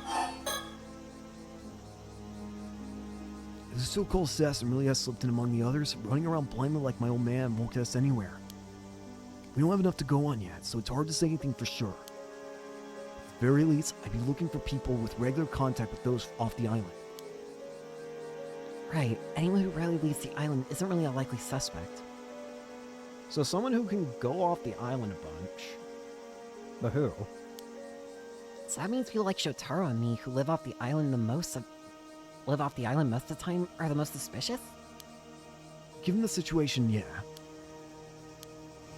I swear to God, if it's one of you two, I'm gonna kill somebody. You know, it's also possible that the caller and the assassin are both working for Unkako Dono. Wait, why would you think that? It's possible that he either never had the means to lift the curse of the raging waves like he promised, or never intended to hand it over in the first place. Oh, I get it. That way he could just get Sato without keeping his end of the bargain. Plus, he could also then turn around and pin everything on your old man. Exactly. Sharp as ever, Tsukasa. Thanks. Either way, if someone like that really is out there, we need to stay on guard. Definitely. Hmm? Huh? What's wrong? Looks like you've got something caught in your bangs. Oh no, how embarrassing. You always seem so calm and collected, but I guess everyone has their moments. Where? You want me to take a look? No, it's okay. I still got that hand mirror on me. Let's take a look. There it is. Is that feather? When did you get there? I'm scared. Got it. That looks bad. There it is! What the hell? Not good. What the hell's that? Hmm? Is something wrong, Sala? There's something behind me. Huh? What's that? I should check. No, don't. Don't check. Don't check. Don't check. No, I don't wanna. I don't wanna. No, I don't wanna check behind me. No, I don't wanna. Don't make me.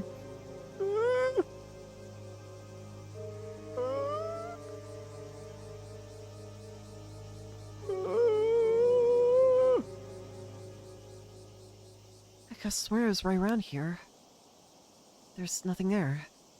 Maybe I imagined it. Not good. Shit, that hurts. Yep. Pain.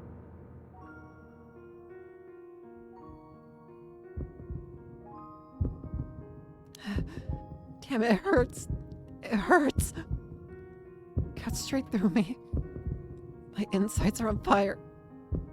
It's it, isn't it? I just died. Hell, what happened? Oh, Tsukasa. I'm sorry. They got me. It's just the power of the curse then. It's real. I saw something for a split second and then it cut me down. Okay, just relax. Breathe. Nice and slow. It's bad. People are coming over. It's turning into a scene. Oh no. Not here. Everyone will see.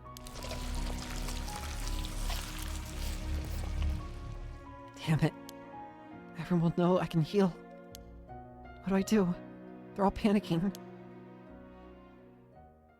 No choice. Just act dazed, clueless, then run away while I can.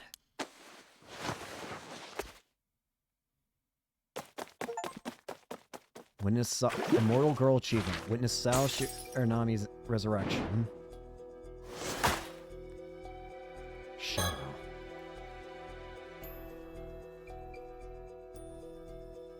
Oh boy, let's take a break from that for now. Let's take a little bit of a break from that for now.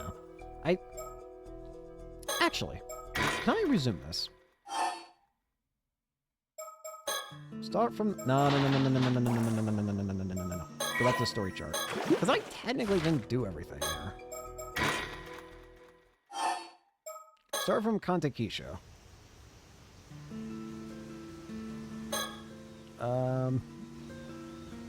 Because what if I try going to the other places? That's what I want to try and do. Daiba Sukasa.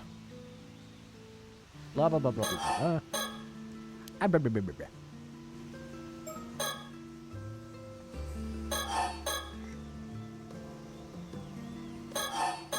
Just keep talking. I'm old. Oh.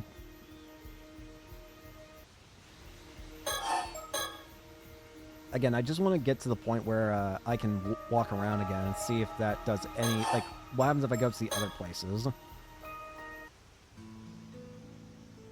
Have the music just keep swapping between things.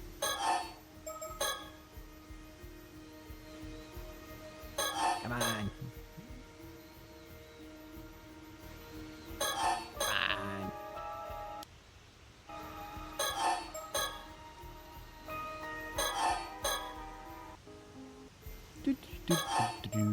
Use his mother. Use his mother. Use his mother. Move. There we go. Alright. We went to the Wakamura residence, so let's try going to other places. Let's go to the Minakuchi residence. What happens if we go here?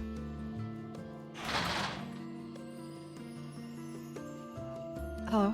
Anybody home? Doesn't look like anyone's here. Guess I'll have to wait to talk to Suya. Let's come back later. A little bit.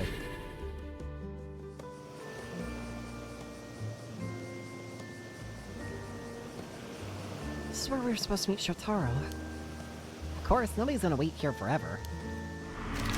Okay, never mind. Let's get out of here. Alright, let's take a break from the insane... Actually, no. What am I... No, let's take a break from it. Treasure Hunt Part 2. Arnav Barnum. Avi and Sears' quest for immortality is in full swing. Having pinpointed a likely location on their mysterious map, they asked Kipe Ikoma to investigate on their behalf. However... The next day... Hello, this is Ikoma. I'm calling about the seafloor investigation. I asked the Nama diver to investigate the area because I was keen to get results as soon as possible. However, she has not returned. Oh, great! Oh, is this one of the... So that's why we hear about an Ama diver going missing. Great! Which is why we're headed out there ourselves to assist the situation. We've nothing else to do after all. So we asked an Nama diver to investigate the seafloor in the area.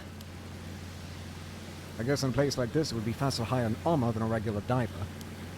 Even in this age, you can still get some Amas to do contracted dives, huh? It appears she was contracted to investigate for about an hour, at which point she was returned even if empty-handed. I suppose the intent was just for her to survey the area to start with. However, several hours passed with no word from the diver. I can see why Ikoma is worried. We'll start by checking out the location. We can request a police search after if need be. Sears, do you have a bad feeling about this? I do. Ever since we first heard about it. I see. There's a strong negative spirit energy in the air that has only intensified as we approach the spot. Something happened here. The diver didn't make it back. Is it safe for us to go? I have a talisman that repels evil. I should be fine. Well, if you say so. Worst comes to worst, we'll reunite in the afterlife. Understood. Leave it to me. You're taking this very well. I feel like every character in this damn game takes everything a little too well. There's something there. There's their boat. That must be the Ama diver's boat. There doesn't appear to be anyone around. How unsettling. You're right. There's something terrible here.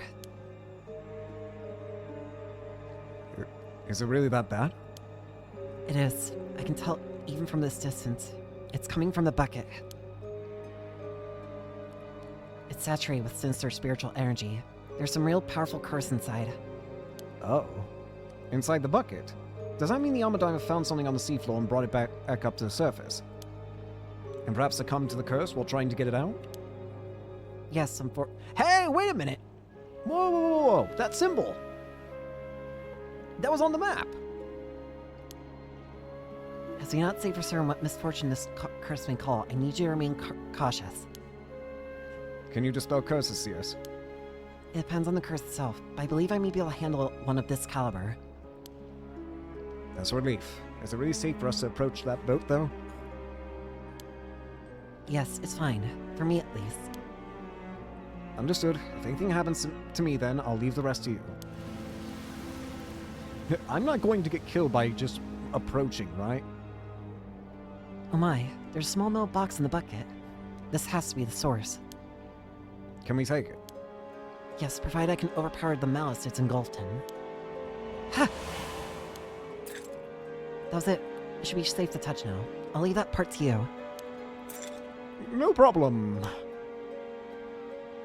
Box. It's very heavy. What do you think this box is exactly? It appears to be quite old. It likely dates back to the same time period as your map. Here, take a look at the symbol on the map. On the top of the symbol on the top of the box. Do you recognize it from anywhere? Yeah, it was on the map. Oh, this is that strange symbol we saw on the map. It's thus fair to say that the map was leading us toward this exact box. That only makes its identity all the more intriguing. Alright. There's some strange lines on the side. Perhaps it's some sort of pattern. It appears to open from the top, but it's not budging at all. It would take quite a lot of strength to force it open. I believe this box has been sealed with powerful spiritual energy. It's probably sealed by a skilled sorcerer a long time ago. I doubt it will open by any normal means. I can feel something shifting whenever I turn it. There must be some kind of mechanism inside. I suppose you'll want to align the box with the spiritual energy of this place. In English, please? It's likely the mechanism for unlocking the box is activated by orienting the box in the right directions in the right order. I see. So I have to figure out where to point it. Leave it to me. I thought getting rocked by the waves on a small boat like this might make her seasick, but she looks fine for that, so far. I had no idea we encounter a curse today. It's a good thing I brought Cius. It's possible this area is the key to getting the box open, so we should try to figure it out before we leave. Got it. Okay, just want to make sure.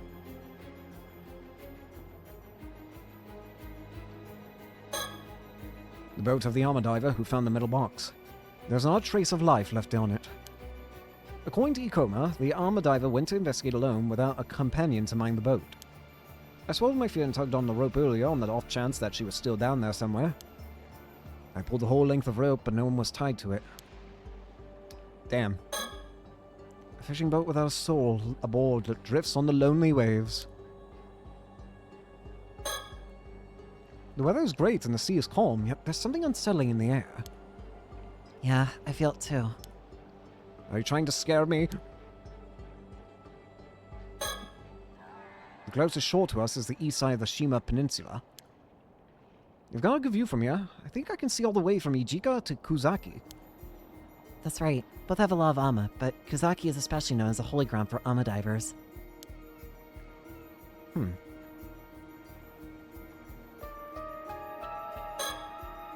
The far shore, all we see here is Toba's Arashima and Uramura, I believe. I hear Uramura District's oyster harvest is so plentiful that you can find all-you-can-eat clam buffets from fall to winter there. Really? We should come during a different season. I would love some fresh oysters. It made me hungry. I think that's the remote island of Sugashima, with Toshijima visible just beyond. Toshijima is a place where the pirate daimyo Kuki Yoshitaka apparently took his life. Interesting. Good history lesson, I guess.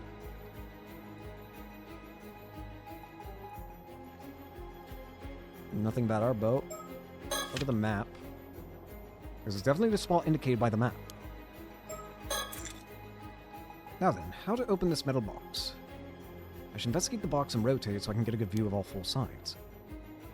Does anything change when I, adjust it anywhere?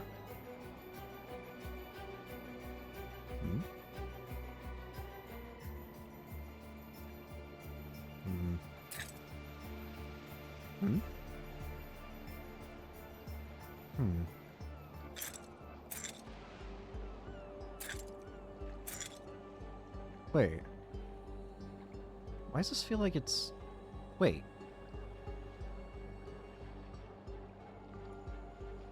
Oh! Oh! Hang on. I see what it wants. But I need to figure out how to do it. I think... Now the question is, how do I, like, activate it? I see what it wants. There! Oh, I felt something move inside the box. I must be on the right track. The patterns match up with the islands. So that's 1. 2.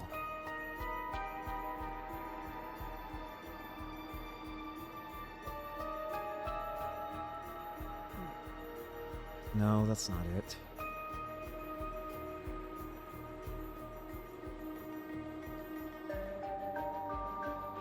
Here. All right, I'm on fire. That's 2. Where's 3? 3 would be around... Yeah. It's here. I found it. Good job. Just one left. Number 4. Where are the 2 tiny dots?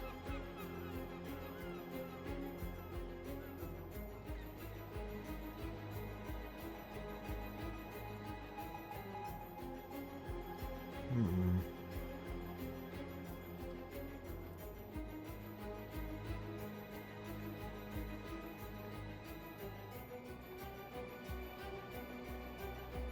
Hmm.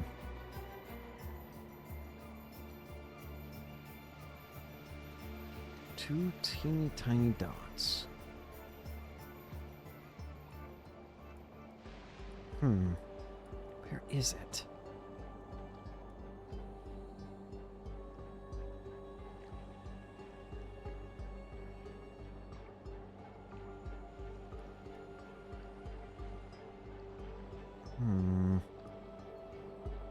Wait.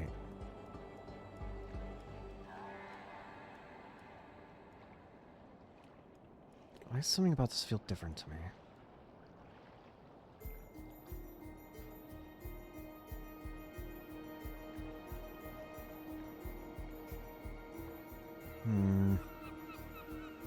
Where are you?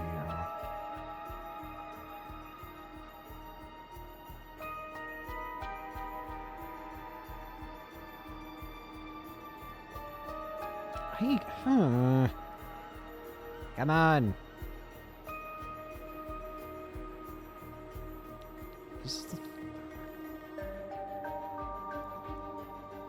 Is it you?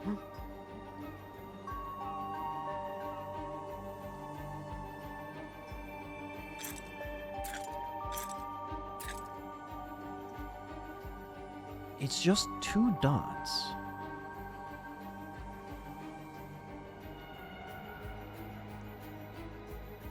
I feel like it's gotta be right over here.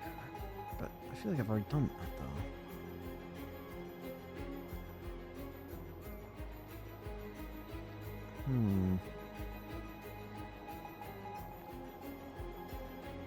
Something about this doesn't make sense.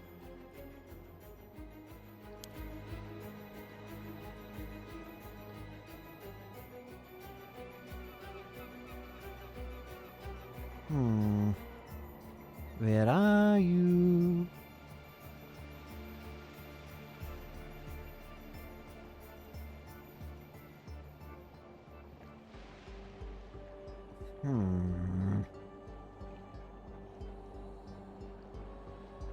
Why is this one getting to me?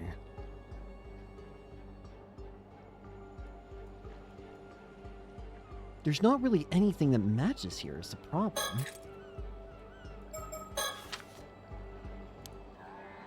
Nothing about this really matches now. Do I have to redo this? I don't think so.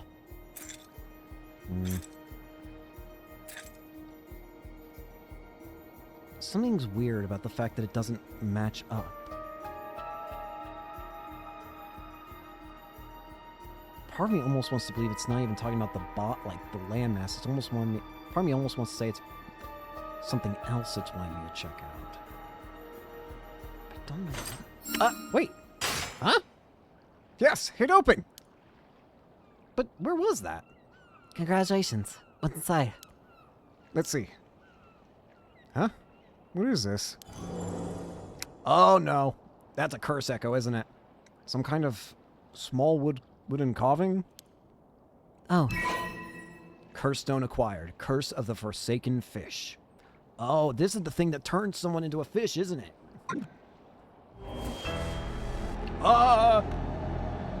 Something came out!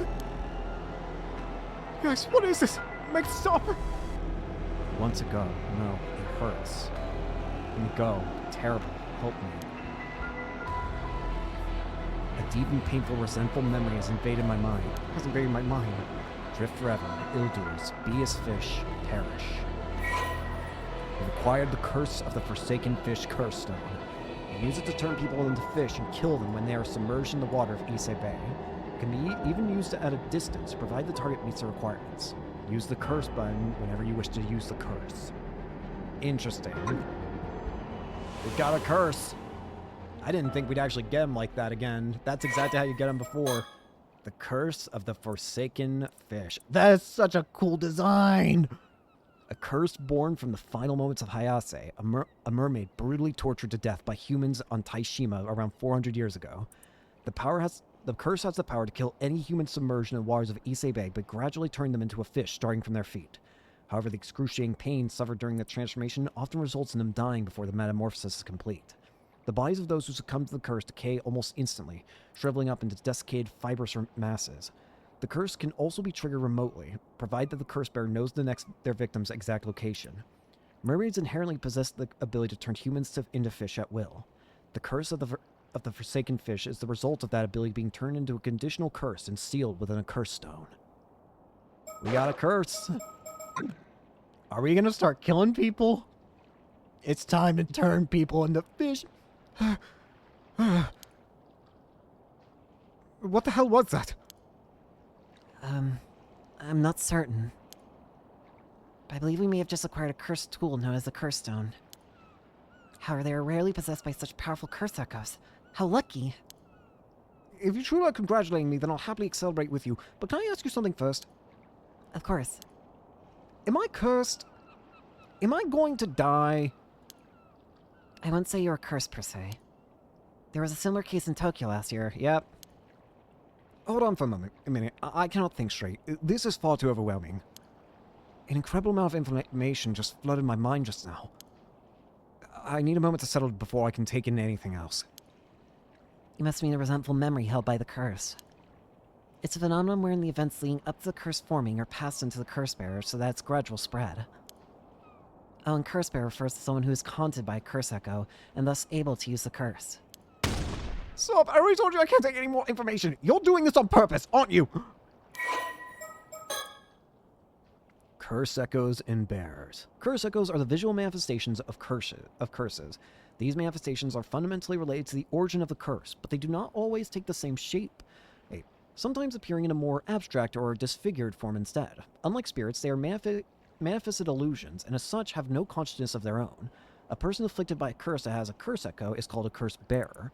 Even among curses, a curse that contains a curse echo should be considered very powerful in and of itself. Ordinarily, those with no spirit sense will not be able to perceive a curse echo, but such individuals who become curse bearers by coming into possession of a curse stone or some other means can see other curse echoes.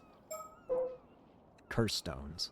A type of curse tool that allows even people without any spirit sense to wield curses. As long as the tool meets the above criteria, items of any shape or size may be referred to as curse stones. Many curse stones have conditions that must be fulfilled to use them, often based on the spiritual power and characteristics of the curse itself.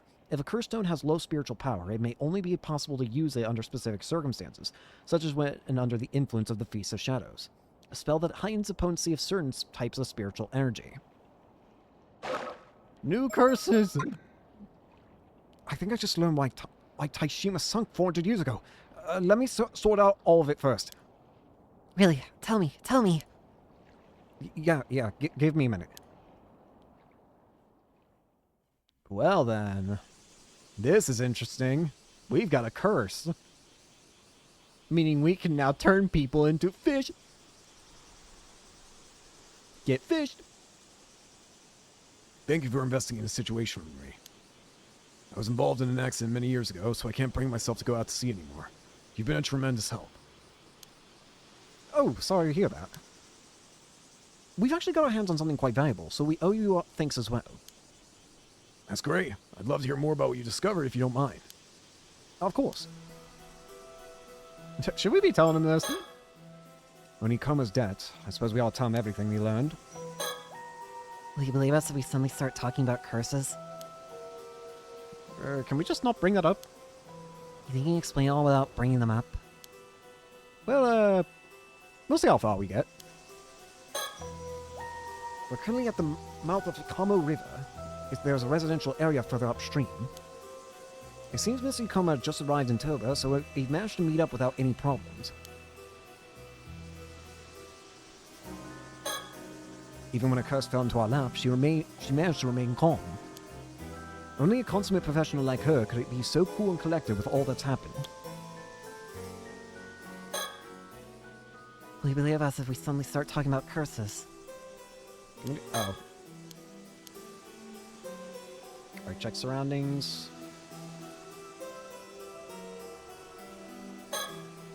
He may look scary, but his demeanor is surprisingly gentle and kind.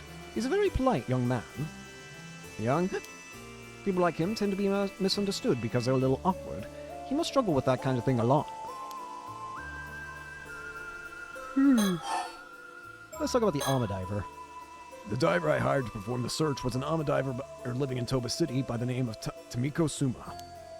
I thought there was no way we could pull it off the search, but that's when she agreed to take on my request.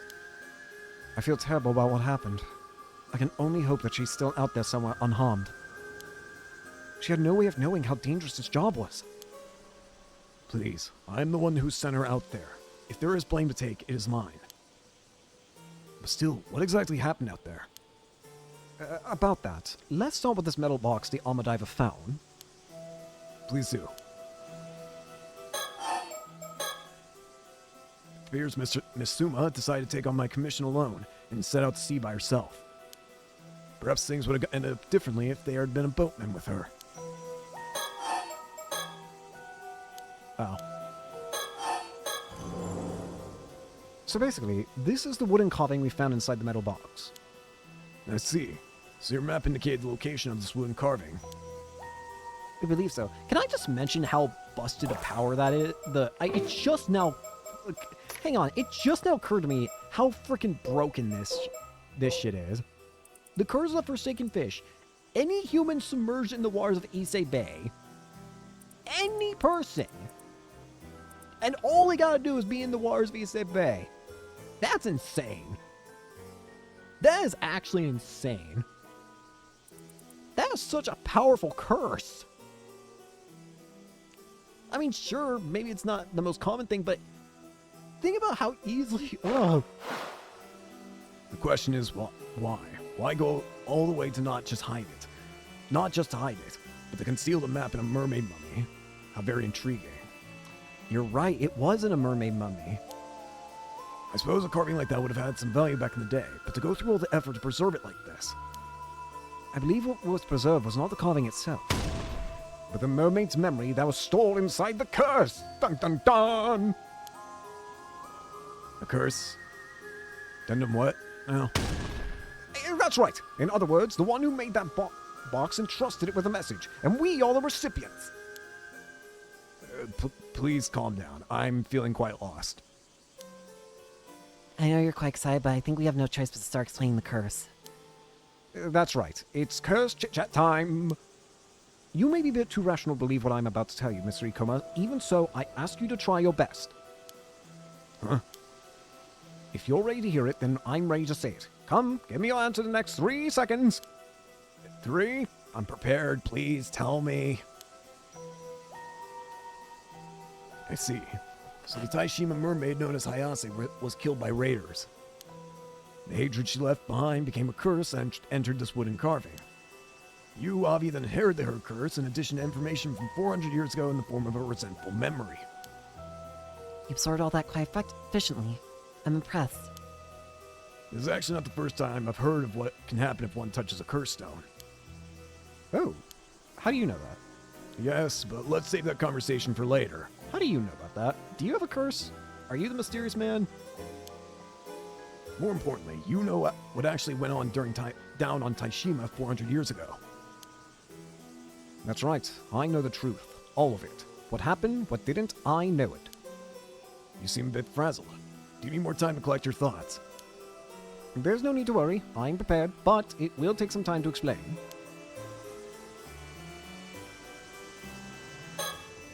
He accepts the supernatural aspects of our story quite quickly. Well, he did already believe in mermaids, after all. I guess that's true. Let's look about the Alma Diver. It appears Miss Suma decided to take on my commission. Oh.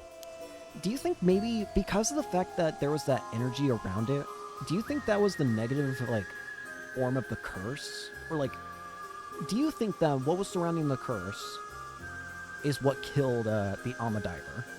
In fact, would you even say that the curse that what killed the... Do you think what killed the Alma Diver was the curse, like, running rogue? Do you think... I don't know. Let's talk about the box. It reminds me, I meant to ask about the middle box. If it's been lying on the seafloor for 400 years, how come it wasn't discovered until now? It was most likely sealed inside a rock or something until a few months ago. So it was sealed away until a certain amount of time had passed. No, I believe the box's unsealing may have been triggered by something. Ah, wrong button. It's time to reveal what truly happened 400 years ago to Taishima and the mermaids. Please, do tell me. Alright, let's hear it. Around 400 years ago, the area of Shima province, which included Taishima, was governed by the Kuki clan. The leader of the clan at the time was Kuki Sumitaka, and it was his duty to protect the secret of the 3 mermaids living on Taishima. There must have been Sobe, Nagame, and Hayase. However, the legend that eating mermaid flesh could grant immortal life was well known, so he secretly hid them on Taishima so no one would learn about their existence. It appears Sumitaka thought of the mermaids as a sacred or divine existence. The thought of seeking immortality for himself likely never even crossed his mind. The land where the mermaids lived was a sanctuary that he fiercely protected at all cost. In other words, Taishima was an island where people worshipped the mermaids in secret. Indeed, it meant the people living on the island were not simple commoners, but gods tasked with protecting this sanctuary and its mermaids. Sumitaka was so dedicated to keeping the mermaids secret that he kept the existence of Taishima out of historical records. The public believed the island was entirely uninhabited. I see. By keeping its existence hidden, he was able to keep the mermaids safe. However, a vassal of Sumitaka's uncle, Yoshitaka, learned about the mermaids on Taishima. He passed this information on to Yoshitaka, who believed obtaining immortality was a must to rise to the top of in an era that was often plagued by war. He commanded his vassal to lead his army to Taishima and do whatever he had to return with the flesh of a mermaid. Sumitaka and those on the island resisted, but the invading army was far too powerful. The island was swiftly overrun. Ultimately, Hayase was captured and brought before the vassal. The vassal tortured her, demanding she grant him the power of immortality. But Hayase did not yield, even to the most hellish torments. She screamed and cursed with despair and anger until her dying breath. That's horrible. The hatred Hayase felt at the moment of her death led to the creation of the curse of the Forsaken Fish. And that is what I learned from the resentful memory inside the curse stone. But to be honest, that is only half. Half of what? Half the memories. The other half is the memories of the one who left behind the metal box. Namely, the story of how the curse of the Forsaken Fish became a curse stone. Really? How did it become a stone? Having failed to obtain immortality, the vassal flew into a rage. He had all inhabitants of Taishima slaughtered as revenge for keeping this secret. This guy was the worst. Yeah. Finally, he continued his advance into the sanctuary the islanders had protected down to the last man. There, he destroyed its shrine. What irony that he came so close to the secret he had been so desperate to find. Are you saying the other two mermaids were still in the sanctuary? No, they had already fled Taishima. Actually, there were two other survivors. Sumitaga's adopted daughter, Princess Hatsune, also escaped the chaos of the invasion unscathed. There was one other islander who managed to survive as well, taking with him the treasure the mermaids had protected. The mermaid's treasure. This may shed some light on the descendant you spoke of earlier. Of course, she must be a descendant of the man that escaped that day. Yeah, probably. We now know that she was correct when she spoke of 3 mermaids living on Taishima. So we do. Putting descendants aside for now, let's return to 400 years ago. The vassals' invasion and destruction of the sanctuary was like a trigger. As a reaction to the sanctuary's fate and their own ill-deserved death, the sorrow and hatred of the islanders swirled together and formed into the curse of the raging waves, a natural disaster that shook the heavens when it descended upon Taishima. The curse bombarded Taishima with violent winds, earthquakes, and thunder. Then, in a final act to protect Taishima's lost sanctuary, they sank it into the sea to destroy all evidence of it ever existing. They destroyed it.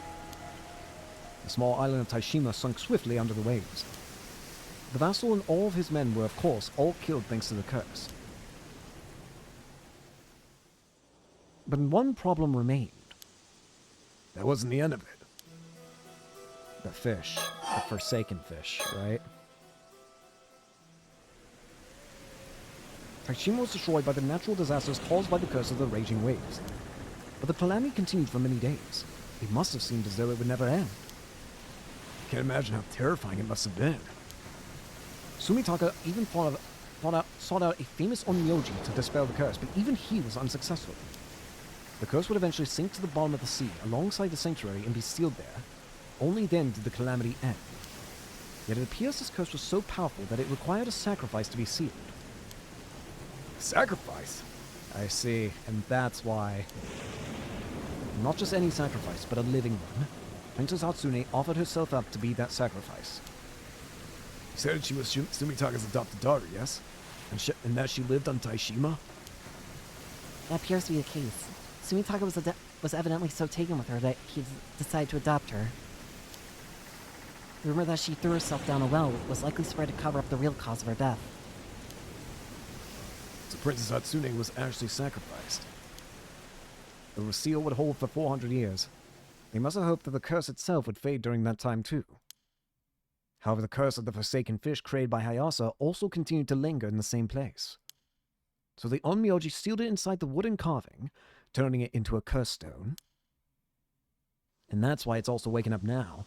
Then the same onmyoji, knowing that the seal would only last 400 years, stored his memories within the curse stone to pass on this information. He wished to pass down his knowledge for others to use in the event the curse outlasted the 400-year lifespan of the seal. He left behind instructions on how to completely dispel the curse of the raging waves. Indeed, I've compiled it all in my files. Let's look. Curse of the Raging Waves.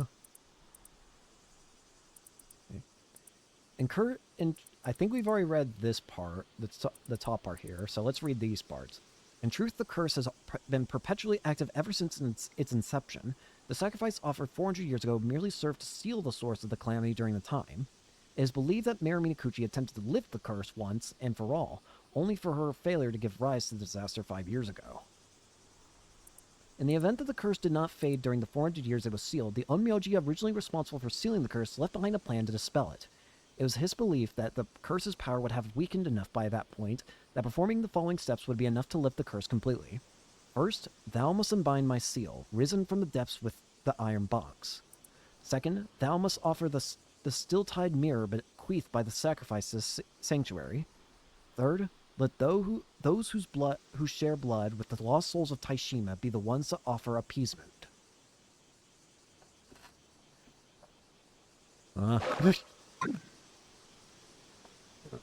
So that's what happened. And that wraps it up. I got all the info beamed into my brain in a flash, and yet I still managed to present it as an enticing narrative, eh? How amazing was that? You're utterly outstanding. Wow. Incredible. The invasion of Taishima. Around 400 years ago, during the Sengoku period, Oda Nobunaga was assassinated at Honnoji Temple, Kuki Yoshitaka, commander of the Kuki Navy, had steadily been gaining influence within the clan, but he now found himself at a crossroads in an era still racked by the turmoil of war. It was then that a vassal of the Kuki clan, Komatsu Sadamune, approached him with some intriguing information. According to Sadamune, 3 mermaids were said to be living on Taishima under the protection of some of the island's residents, even though the island was originally thought to be uninhabited. It was widely known through folklore that eating the flesh of a mermaid granted one immortality and eternal youth. Sadamune urged Yoshitaka to take advantage of this, suggesting that if he possessed such power, an invincible army would be at his to command. Seeing this as the opportunity he had been waiting for, Yoshitaka ordered Sadamune to capture the mermaids and bring them back to him. However, Sumitaka, Yoshitaka's nephew and head of the clan at the time, strongly opposed his approaching Taishima. It was in fact Sumitaka who had been secretly protecting the mermaids on Taishima. Believing the mermaids to be the messengers of the gods and the island to be a sacred sanctuary, he had worked to keep them isolated from outside influence. His adopted daughter, Princess Hatsune, was also living in hiding on Taishima at the time for other reasons, which further strengthened his opposition to Yoshitaka's plan. However, it was not long before Komatsu Sadamune learned of this. He reported to Yoshitaka that Sumitaka was not only planning to keep the mermaids for himself, but was also secretly moving to build an army of his own. Infuriated by what he perceived as an act of rebellion, Yoshitaka gave the order for Sadamune to prepare a military invasion of Taishima. Upon receiving the order, Komatsu Sadamune immediately set sail for Taishima at the head of a large army. Caught off guard by the unexpected attack, Sumitaka scrambled to send out his own forces in an attempt to resist, but was unable to prevent the enemy from landing. In the blink of an eye, the once peaceful and beautiful landscape of Taishima was transformed into a nightmare. The islanders, guardians of the sacred land, desperately fought back, but they stood no chance against seasoned soldiers hardened by years of battle in the front line. And one after another they fell before the invaders. Sadamune ordered that even women and children be cut down without mercy, and soon the waters around Taishima ran red with blood. Sadamune's forces swept across the island, searching every inch for signs of the mermaids as they pressed their assault. Finally, they discovered a mermaid in hiding by the name of Hayase and captured her.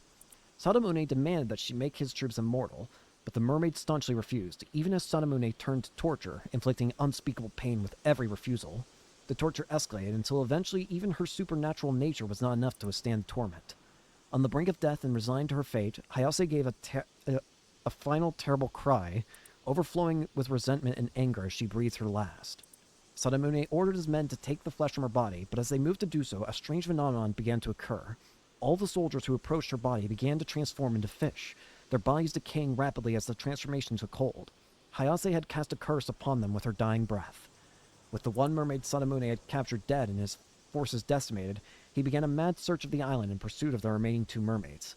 Eventually he found a deep cave in the interior of the island that extended far beneath the earth, reaching down to the seafloor. In the deepest part of the cave was a shrine, and a door with a powerful seal over it that he couldn't open no matter how hard he tried. Convinced that this had to be the entrance to the sacred land, home of the mermaids, Sadamune gathered all his remaining gunpowder and artillery and unleashed it on the door, destroying both it and the shrine in the process. The next moment, a violent tremor wrecked the entire island, and the skies above were engulfed by a storm.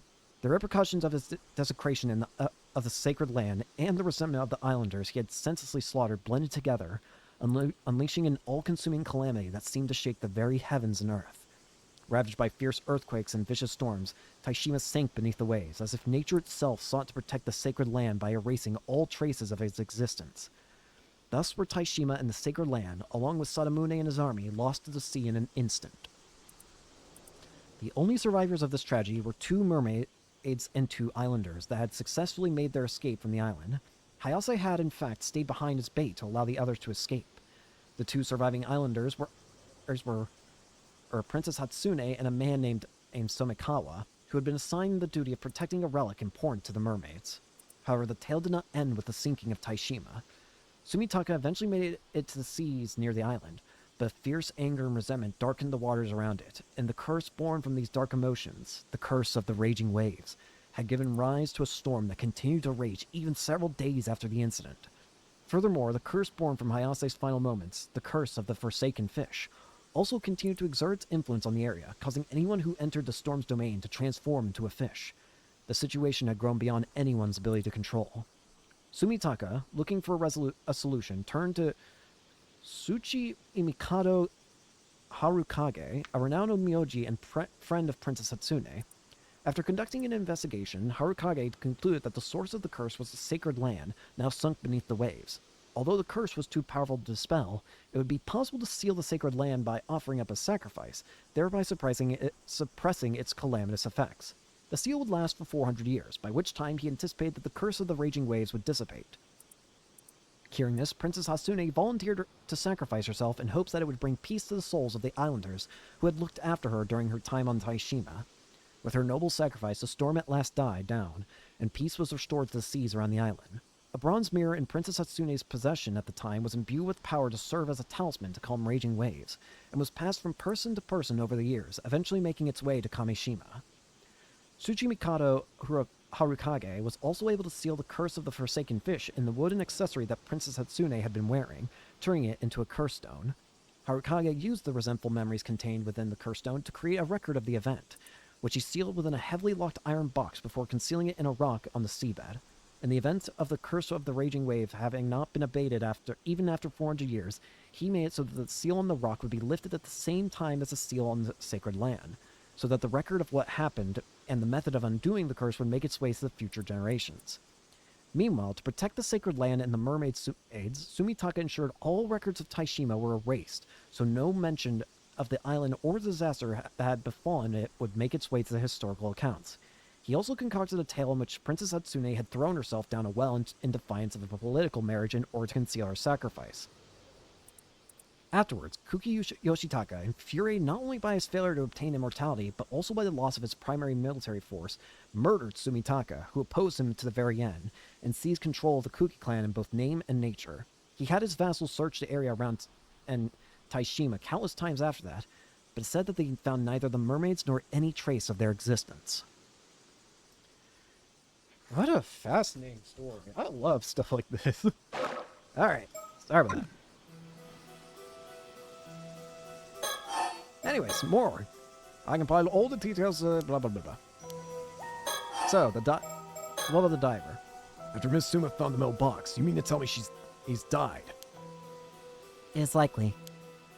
If we consider that the cursed Forsaken Fish had completely saturated the metal box, it's likely already too late for her. How horrible. Since she likely turned into a fish and died soon after, there's a high chance her transformed body will wash up on shore soon. Wait, don't tell me then. Is that the corpse that we end up finding in Yumeko's path?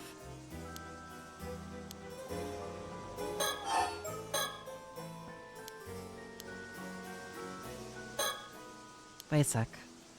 Is something wrong? Avi, if someone is affected by the curse of the Forsaken Fish, the transformation starts at the feet and travels slowly up, yes?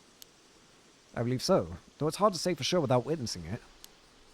If it is true, then that may explain the true identity of the fish mermaids discovered in this area. It could be that the bodies who died in the middle of transforming due to the curse of the Forsaken Fish. Oh, that's a convincing theory.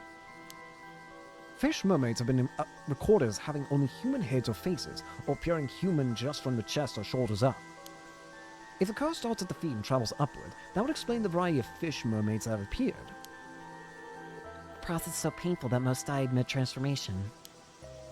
Then the curse causes the corpse to rapidly wither, forming a fibrous mass.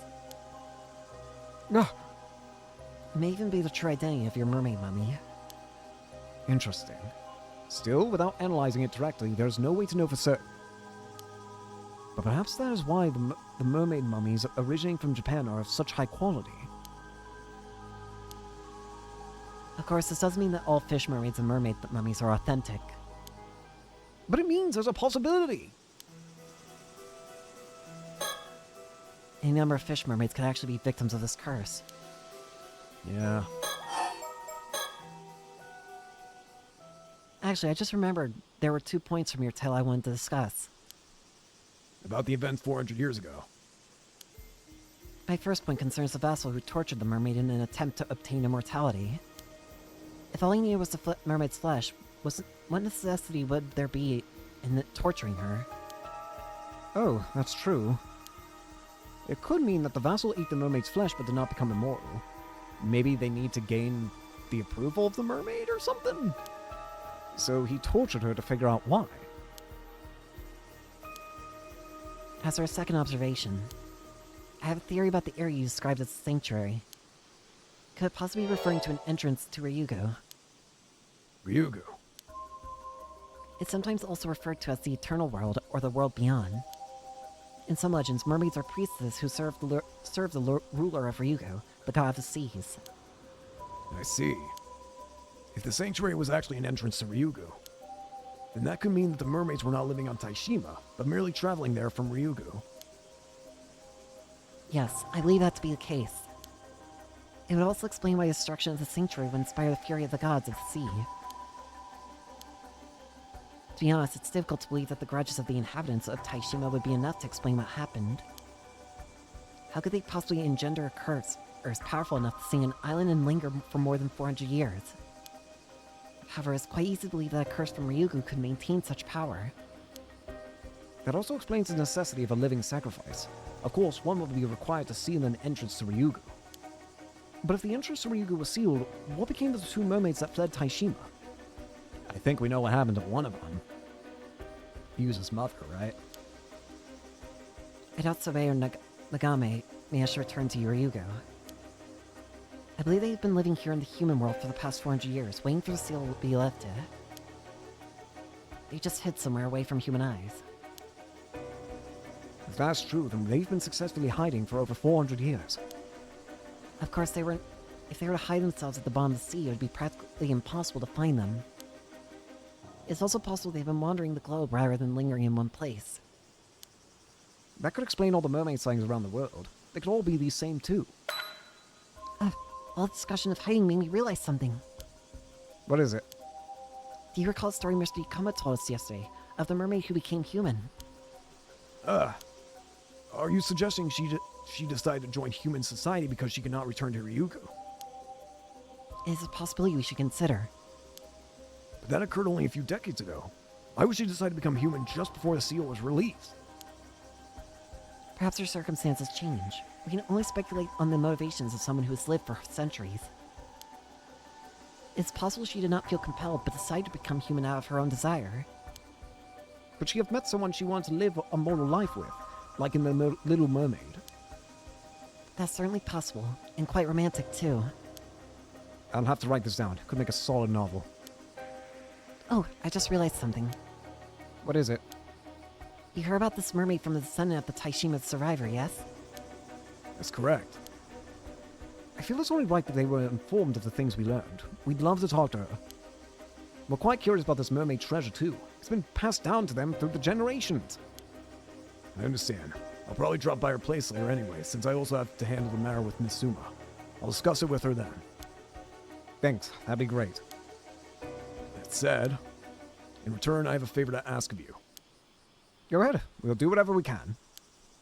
You said that the seal over the entrance to Ryugu has been lifted. Is that correct? Yes, it's most likely been gone for several months now. Huh? Really? A horrible curse has been swirling around the area where Taishima used to be. It's possible the curse is the curse of the raging waves, and it surged up from Ryugu once more now that the seal has been lifted. The fact we were able to open the metal box is proof enough that the seal's lift has faded. That would mean the entrance to Ryugu is now open. Well, the situation is quite unstable now, what with the curse of the raging waves seeping in through the entrance. At any rate, what did you want us to do? There's an island called Kamishima that's located quite close to where Taishima once was. There's something I would like you to do for me there. This request does in fact have some relation to our current conversation. Oh?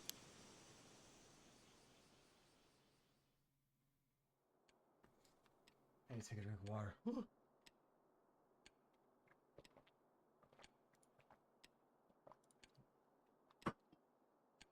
Now then, Avi.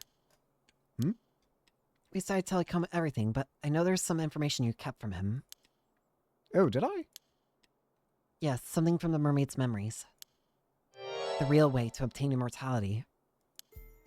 That's right. I see no reason to inform him about it. After all, no matter what he may say about tourist attractions, this guy is also after immortality. I saw him straighten up when you talked about the mermaid being tortured because her captor required more than her flesh for immortality. Are you sure? I thought his goal, even if he had one, was to quell the curse of the of the raging waves. Perhaps there's that too. He even asked us to go to Kamishima and find the steel-tied mirror in his stead. So that's what he asked. You did mention lifting the curse required the mirror as well as the help of the Taishima descendants, right? There was also something about lifting a seal first, but I don't know what that part's all about. Well, I see no harm in quelling the curse, so I say we continue to cooperate for now. Agreed. I do wish we did not have to approach Kamishima at all. The evil atmosphere is nauseating. However, we must consider the possibility that Ikoma actually has his eyes set on the mermaids in Ryugu. It's possible he may be searching for mermaids like us. I suppose that discussion can wait for later. First, we must find the treasure that the survivor managed to slip out of Taishima. You mean the treasure acquired in addition to mermaid flesh when attempting to gain immortality?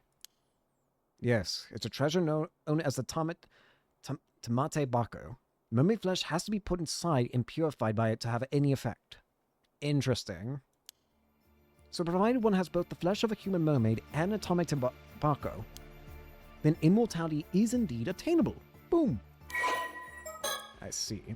The Tamate Bako, a box often referred to as a relic used by the mermaids who once lived near Taishima. A similar box also made its appearance in the tale of Urashima Taro as the box gifted to the eponymous protagonist by Otohime, leading to its name becoming widely known. The box is filled with a spiritual energy similar in nature to that which fills Ryugu, the mermaid's original home. Objects placed within it may thus be kept in the same state they would be within Ryugu. It is said that the mermaids use the box to bring objects from Ryugu with them that they would otherwise have been unable to transport from the material world to the material world, but it also had the secondary effect of returning mermaid flesh, normally only able to exist in a transient state in the material world, to the state it would be in Ryugu, thereby restoring its ability to grant immortality. So wouldn't this also mean technically that if you were to somehow get into Ryugu and then eat the flesh there without putting it in the box, it would still grant immortality because you're in Ryugu? If we can meet with the Taishima descendant, they could also probably provide us with information on the Tamate Bako. I concur. If we could get our hands on the Tamate Bako, we wouldn't have to worry about Ikoma. Wait a minute! Do you think... No, wrong button. Do you think... What?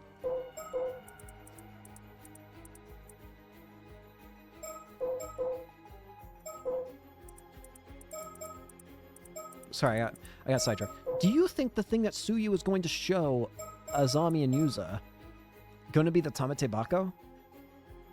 Do you think that's what it was? However, it's likely he is wary of us and will keep us from meeting the descendant. At the very least, we know he's cautious enough to keep her name secret. Well, that's why I asked him to hand over our little souvenir. What was that all about anyway? You sure we're not going to need that iron box? I doubt we'll need it again. Plus, you can think of it as a backup plan. But, regardless of what happens, we'll be able to meet with the descendant tomorrow. Let's get our hands on that mermaid treasure. Time to find a Tamate Bako. Okay.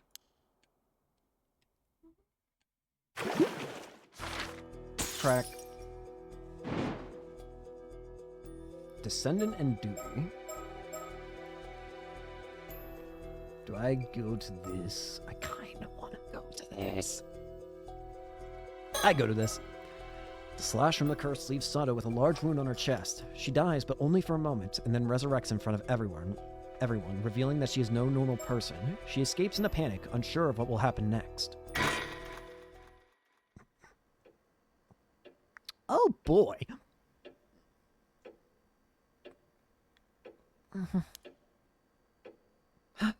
Was I asleep? Oh, right. I got attacked out of nowhere, right in the middle of Chuo Street. Every time I come back to life, my head's always foggy and my memory's all over the place. Let's see, after I was cut down, everyone saw me resurrect, so I panicked and started running around trying to hide. But in the end, Mr. Wakamura found me. He told me to stay put in the house and keep my head down. Sounds like things are getting pretty chaotic on the island. All because of me. Apparently Mr. Wakamura told everyone he would handle it, which helped smooth things over. What now? We're gonna get a phone call, aren't we? It's already pitch black outside. It's too quiet. too quiet. It's putting me on edge.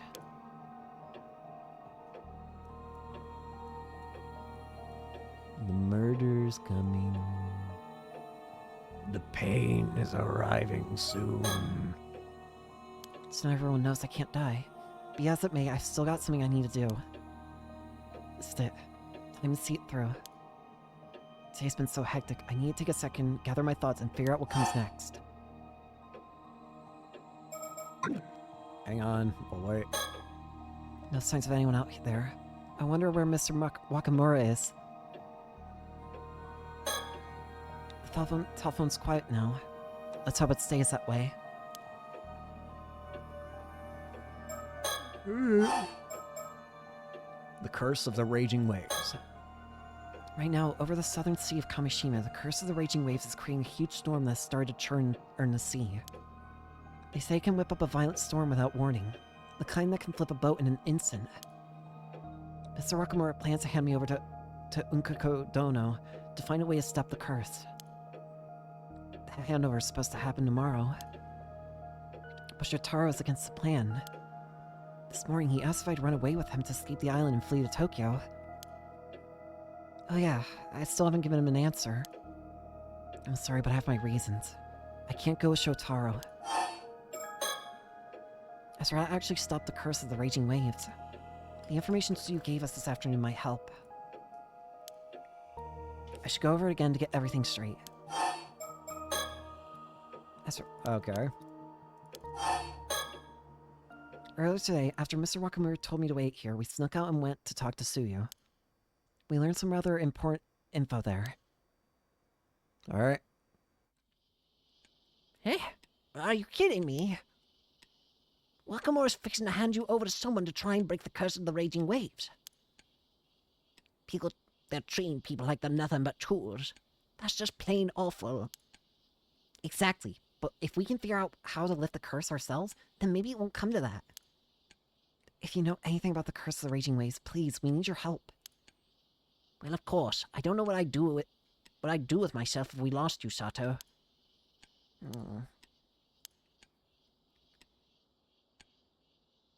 Well, I reckon it's fine to tell you. I was about to tell you Azami later anyway. Come on, you two. I got something to show you.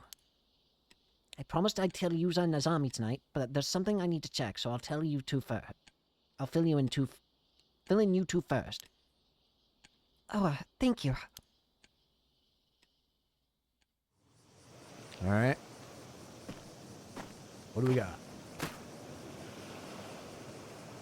Ah, there it is, just as I remember it. So are you sure you're okay to be climbing these rocks with your injured leg? Shut up, phone. Oh, don't you worry about me. Still got a few tricks left in these old bones. Truth is, I put together a little shrine behind these rocks. Nobody else knows it's there, so it's been hidden here for ages now. Really? There's a shrine all the way out here? Oh, boy. There it is. Ooh, is this one of those bronze mirrors? I think I saw one in my history book textbook once. It's kind of old and worn, but it's so small and cute. It's a beauty, alright, but there's a lot more to it than it looks. Oh, boy. The sound of crashing waves and the distant roar of the sea fills the air. The weather's so nice, and yet something about it has me on edge.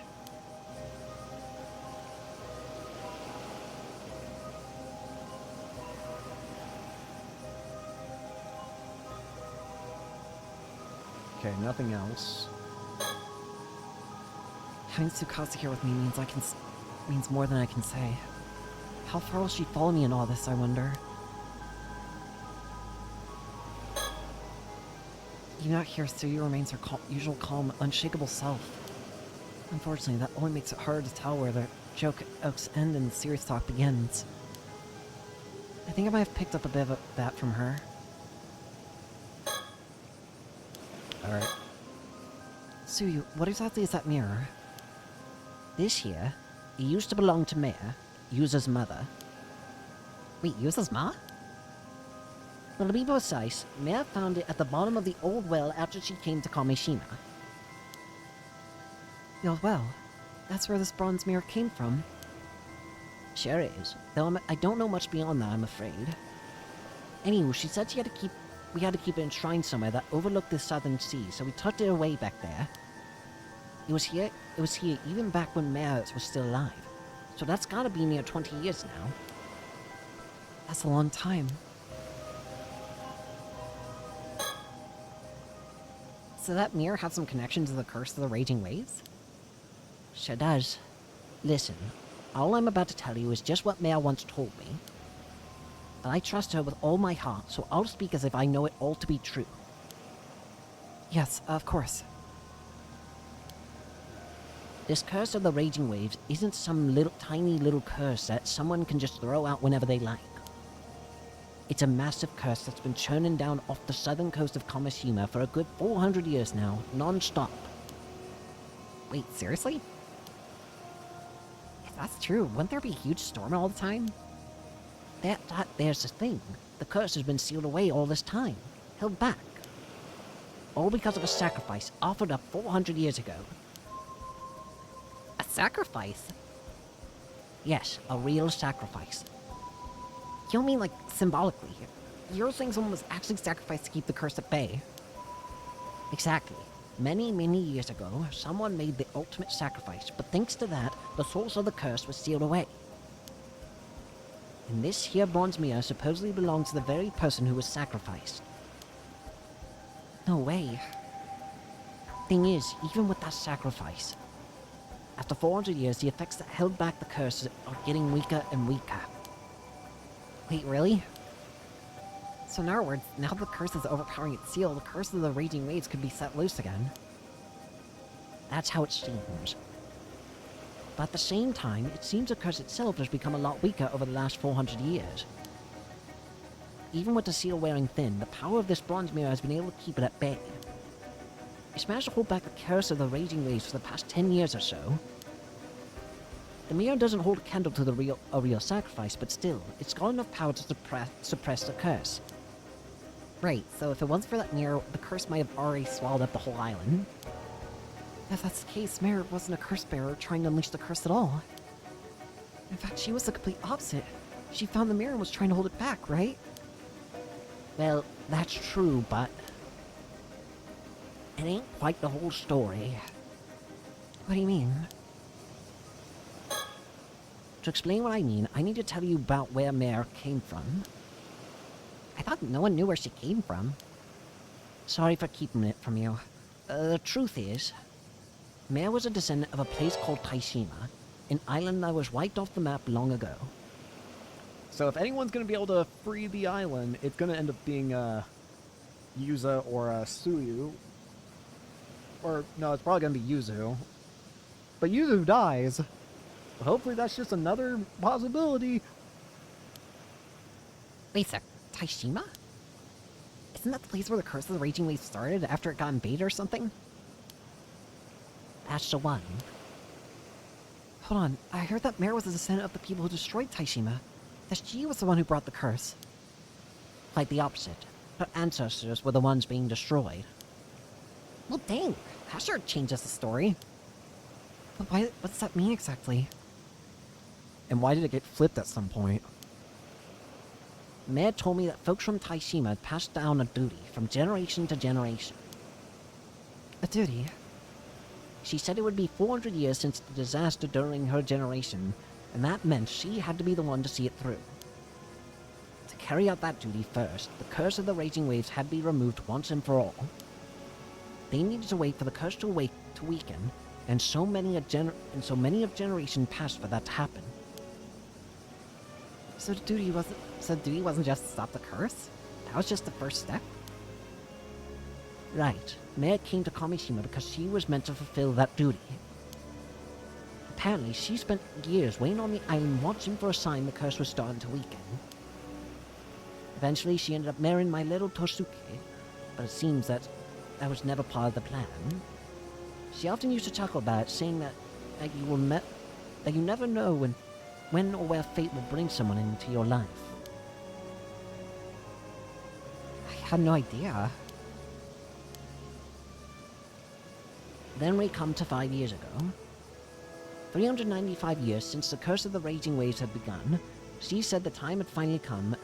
The curse was now weak enough. I still remember her saying now, if she offered the mirror now, she could remove the curse for good. She could complete her duty. Remove the curse for good? Well, even hearing all that, I was still only half convinced the curse wasn't just an old folk tale. Yeah, I don't think anyone can blame you. So then what exactly was her duty? She said she'd only tell me once it was all over and done with. Oh, right. The Southern Sea disaster. In the end, I never got to hear what her duty was. Mare was taken by the sea before she could tell me. After that disaster, I was a mess inside. Couldn't think straight for ages.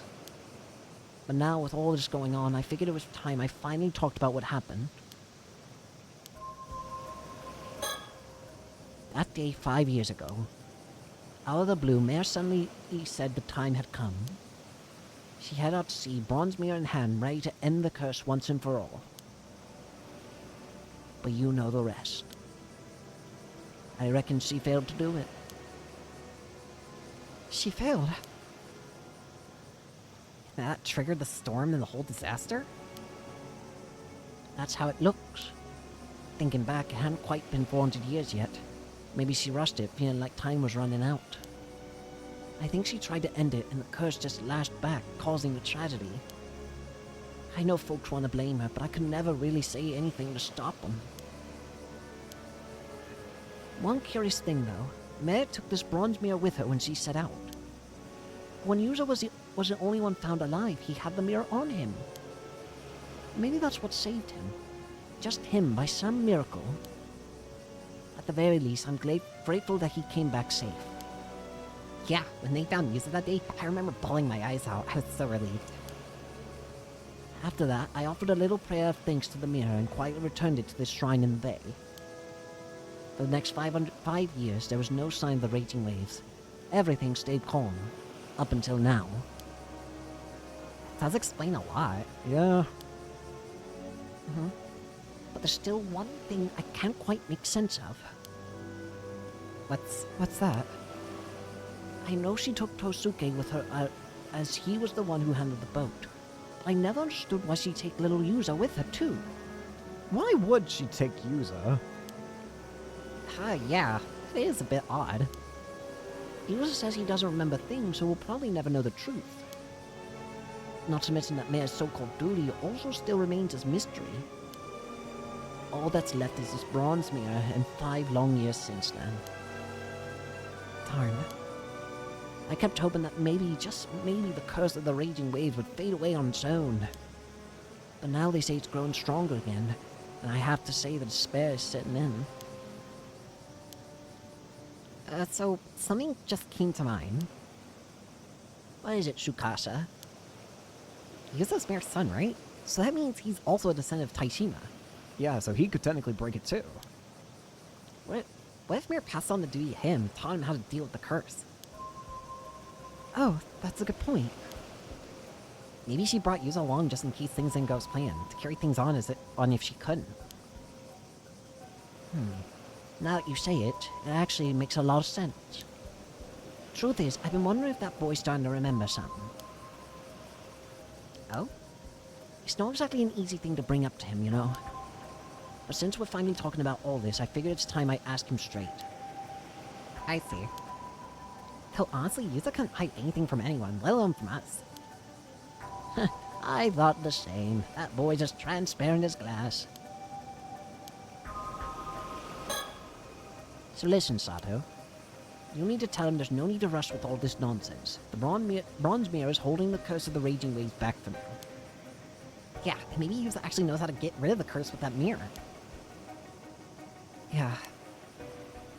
But it didn't work for Mare. Not with the bronze mirror alone. The curse is still out there, so maybe it really does need me to, you know... Sato? You're okay? You okay? You're acting kind of weird. Thank you, Suyu, for telling us all this. I think it's time I told you about something. I actually remembered something the other day. about who I used to be. Wait, you mean you remembered even more? Yeah, sorry I didn't say anything sooner. I guess I'll just spell it. The one who was sacrificed here 400 years ago, that was me.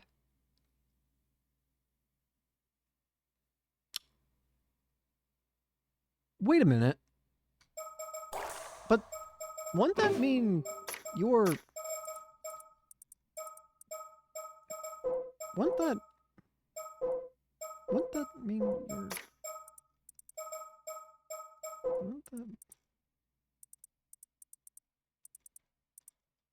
Wouldn't that mean that...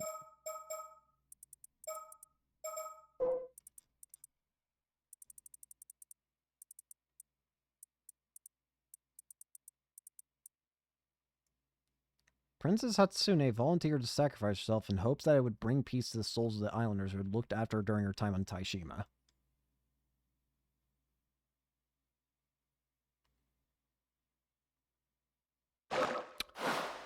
Sato, are you...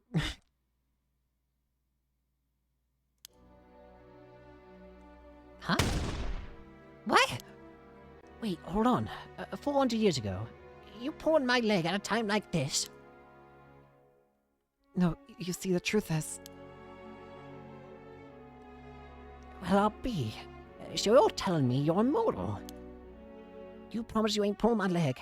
This one's a bit hard to swallow. I think the reason the curse is getting stronger is because I woke up 3 months ago after sleeping deep down on the seafloor. I think me waking up weakened the seal that was holding the curse back. Well, wait. So when you said you've been asleep for hundreds of years, You meant you were actually a sacrifice at the bottom of the ocean. That's awful. that's right. I was sacrificed to seal the curse at its source. It wasn't to remove it, though. It was just a way to keep it from seeping out. It was just a temporary fix, a stopgap until someone found a way to remove it for good. That said, it did last 400 years, I suppose. That's hard to even imagine. But even after those 400 years, the curse was supposed to have weakened. And the way to end it should have been passed down. You mean by Meh? I guess she never had the chance. Maybe there's a chance she did pass something on to Yuza. Maybe, but if she didn't... That would mean that I have to be the sacrifice again. Well, Sato, no. That's not how it has to be. That has to be the reason I'm immortal. Sato. I never should have waken up. Everyone here took me in, even though I didn't remember a thing. I didn't want to lose all that warmth, so I kept quiet. I'm so sorry. If it comes to it, I'll take responsibility. I'll be the sacrifice again. No, Sato, don't talk like that. You already protected us for 400 years. That's more than enough. I refuse to let you go through that again. There has to be a reason that you woke up now. You don't need to seal a curse anymore. I know it. She's right. We'll find a way to keep you safe through this, Sato.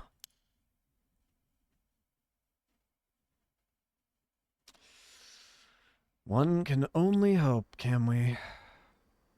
I got a bit overwhelmed back then.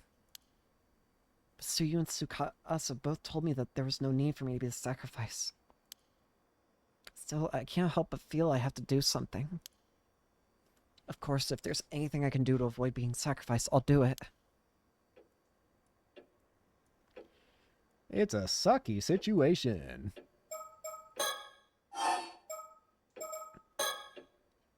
That bronze mirror definitely was something I owned a really long time ago. I never imagined it held power strong enough to suppress a curse, though. So she is a princess. What the... But even offering it up didn't really fully get rid of the curse of the raging waves. Which means there must be some other condition that wasn't met. The real key to ending the curse that has to be tied to something or someone related to Mare. Hopefully Suyu will be able to tell the others more about it. That said, it's possible Unka Kodono already has that exact same information.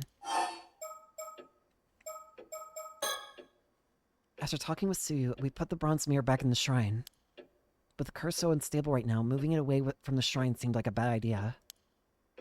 Suyu said she had plans to tell Yuza and Azami the same thing she told me.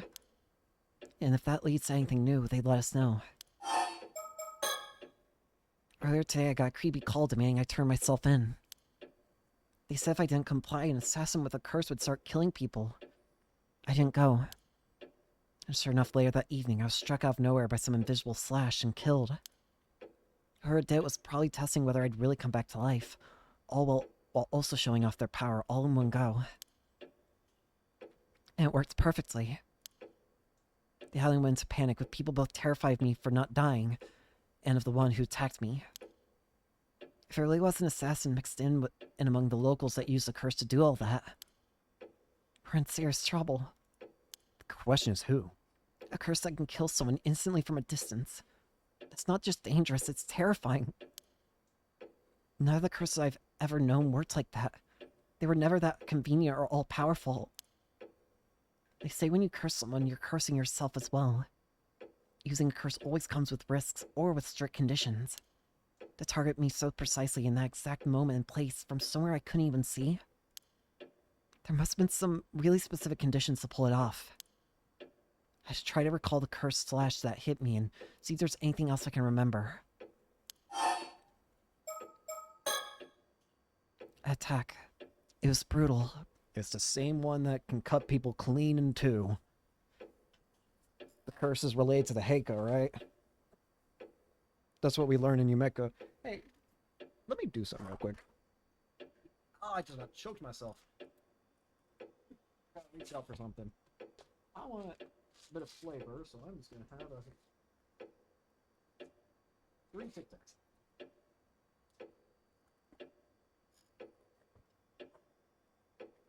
Just so I have a flavor. After talking for a long time, I feel like I need something flavorful in my mouth, and I have Tic Tacs.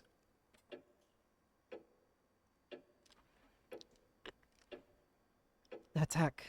It was brutal. I changed clothes and the wound's gone now, but I can't stop the cold sweat.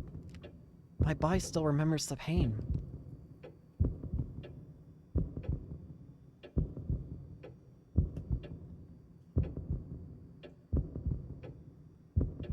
Sorry, I need a drink of water. After eating those. But I'm the only one who can get to the bottom of his curse. I need to think back. Remember exactly what happened when I was cursed. Was there any sign, anything at all before I was struck? The feather? That's right, just where I was slashed. I saw something reflected in the hand mirror. A mysterious shadow. If I remember correctly, it looks like a warrior in armor, carrying a sword. Wait a sec. Could it be?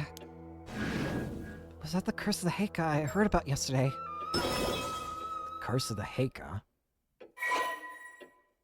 Yumeka Shiki's chapter. A curse that delivers a single hate-fueled strike from a sword. Its shadow was already there before I was hit, which means if I can spot that armored warrior's shadow again, I mean the assassin using the curse should be nearby. Damn it, I should have asked more questions yesterday. That cursed shadow. It showed up in the mirror, but when I turned around, there was nothing there. Does that mean maybe it's only visible in mirrors? If that's true, I might be able to use this Kameshi Maru hand mirror to spot the shadow before the curse strikes. I could go looking for it with the mirror, but maybe I should go practice a bit. Oh, what the? Uh-oh.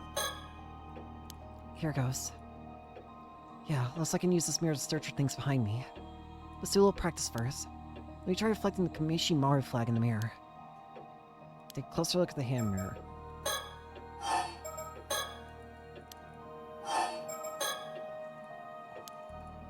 Whoever they are blending in with the locals and triggering the curse with ease. As far as I know, only a psychic with a powerful spirit sense could use a curse like that. Is there really someone like that on this island? The killing definitely won't stop with just the attack on me. even the man on the phone was ranting about killing everyone off one by one. At least for the moment, it seems pretty quiet outside. Still, there's no telling when it'll start. If that caller really can wield a curse, maybe turning them down wasn't the smartest move. And again, there's no way I was just going to hand myself over. And like Shotaro said, there's also a chance the caller was working for Ukukudono. Alright, let's practice. Show me the flag. Where is it? I found you, turtle. Ah, there you are, Kamishimaru. Okay, this works.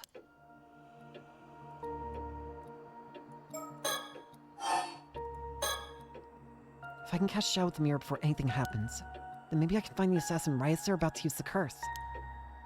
Wait, one problem. If anyone on the island sees me now, it'll just cause more of a panic. I'll have to stay hidden while I move. Am I about to... Oh, Jesus. Guess for now, I just need to do whatever I can. If I can find that armored shadow again, maybe I can at least deal with that curse. I have to try and avoid places with lots of people around, though. Alright, here we go. It's the ruins. This area seems pretty empty. Time to have a look around while I have the chance. Alright. Are you here? Hello? Mr. Evil Spirit Ghost thing. Hello? I'm not picking up anything. Nope, I don't see it. Let's get out of here. Let's go to the bay.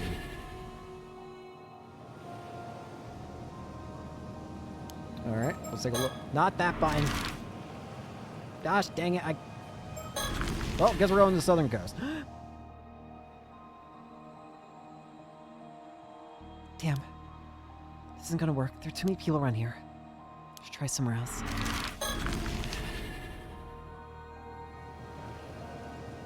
I didn't mean to hit move. I feel like I hear something. Not just the waves, I swear I hear something else. Ah, I do hear something else. Hey there, gamer. What the? It's there! I saw it! Hey there. As I thought, I can't see anything directly, but... There's right there, right by those rocks. Which means the assassin should be nearby. Where are you? You! Who's that? Damn it, they took off. Wait! Damn it, I lost them. Well, someone out of shape as me never could have had a chance to catch up. I don't even really know if they went this way. This is hopeless. Damn, I'm completely out of breath. I didn't think this far ahead. What did I think I was gonna do if I actually found someone? Anyway, running around in the dark isn't gonna get me anywhere. But I did see that shadow again, along with someone suspicious nearby. Thinking off like that the second I saw them was just about the most obviously suspicious thing they could have done.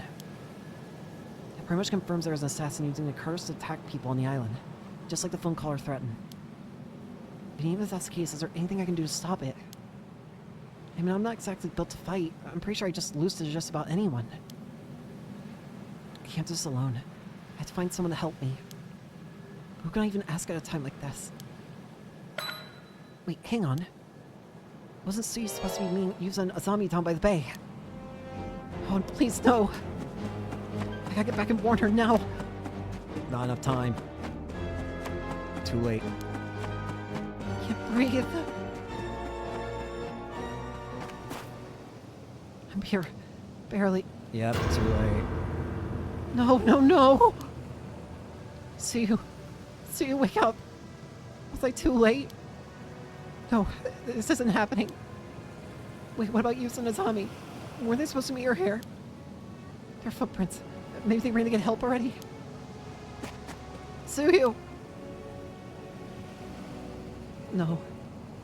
It's the same moon as mine. It's hopeless. She would have died in an instant. There's nothing anyone can do. I'm so sorry. I'll come back, though. I'll make sure you're properly laid to rest.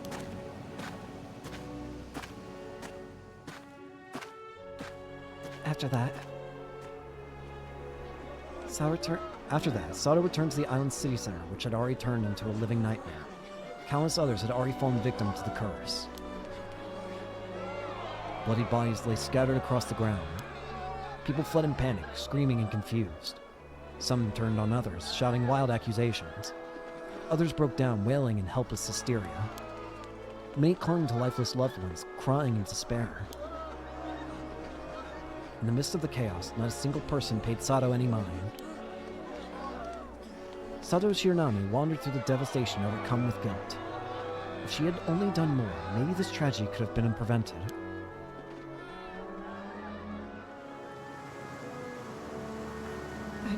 Listen.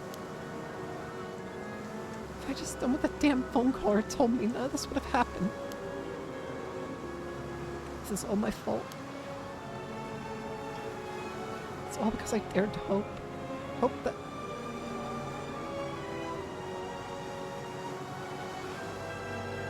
Wait.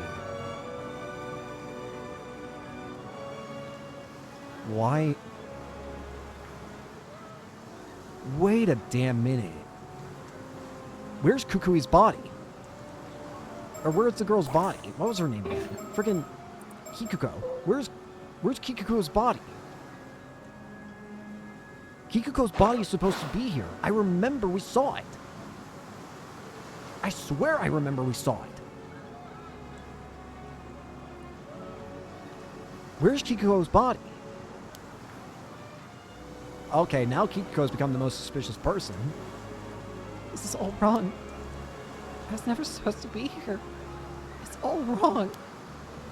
This body, my life. Maybe it's better if it just ends. I'll surrender to the assassin. Right now. If that stops any more people from getting hurt.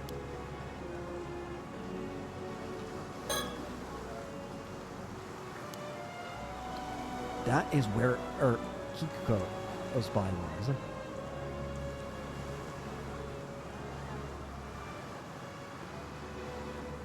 Oh, Jesus!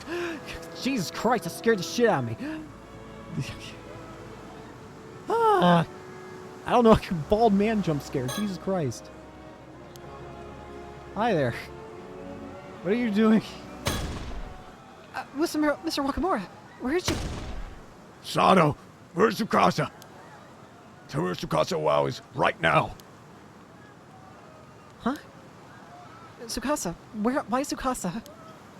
Can't believe I missed it. Feared you don't know how a couple secret kids hid stashed somewhere. Don't tell me! But Tsukasa Wow? She was one all along? You love been keeping it secret from the start. What? What are you talking about? That goddamn assassin's gotta be working for Unkadono, so it has to be her. Where is she? Gotta get my hands on her and put an end to this mess. Stop wasting time and talk. I don't know. Probably a freaking Kantakisha. Oh yeah, actually she is. I'm in my deliriousness, I actually got it right. I just remembered. Yeah, she would be there. If she's hiding, she's probably at the Kantakisho ruins. You can't tell him that. If he gets there first, Tsukasa will be in trouble.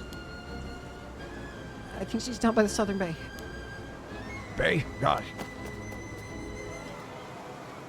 That was close. I gotta find Tsukasa before he does as in warn her. No time to waste. Is Tsukasa the murder? What is that? Someone's here.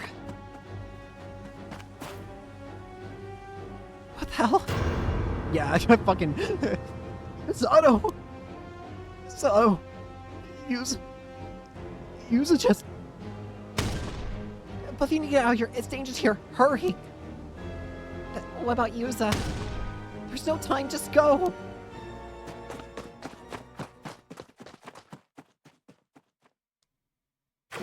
What the fuck? Oh. Oh, great. Ooh, netty. Oh, this has got the clouds on it, too. What does that mean?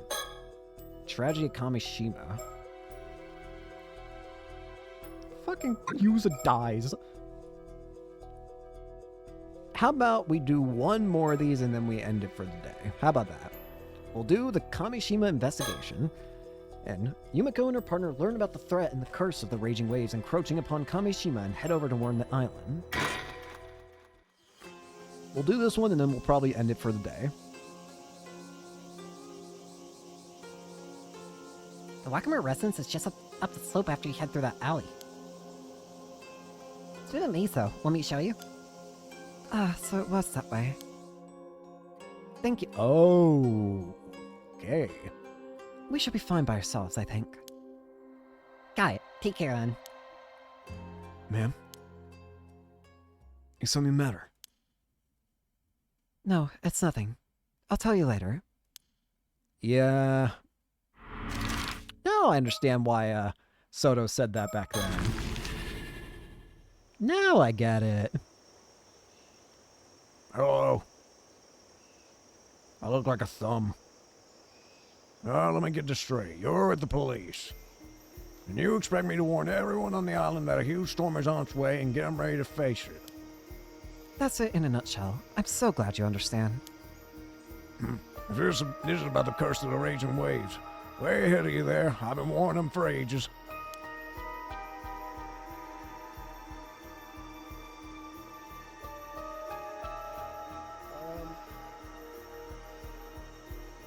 Sorry, hang on.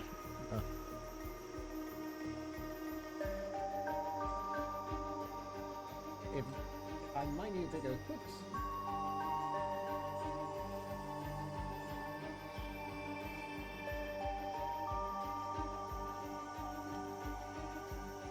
I just need to make sure everything's okay.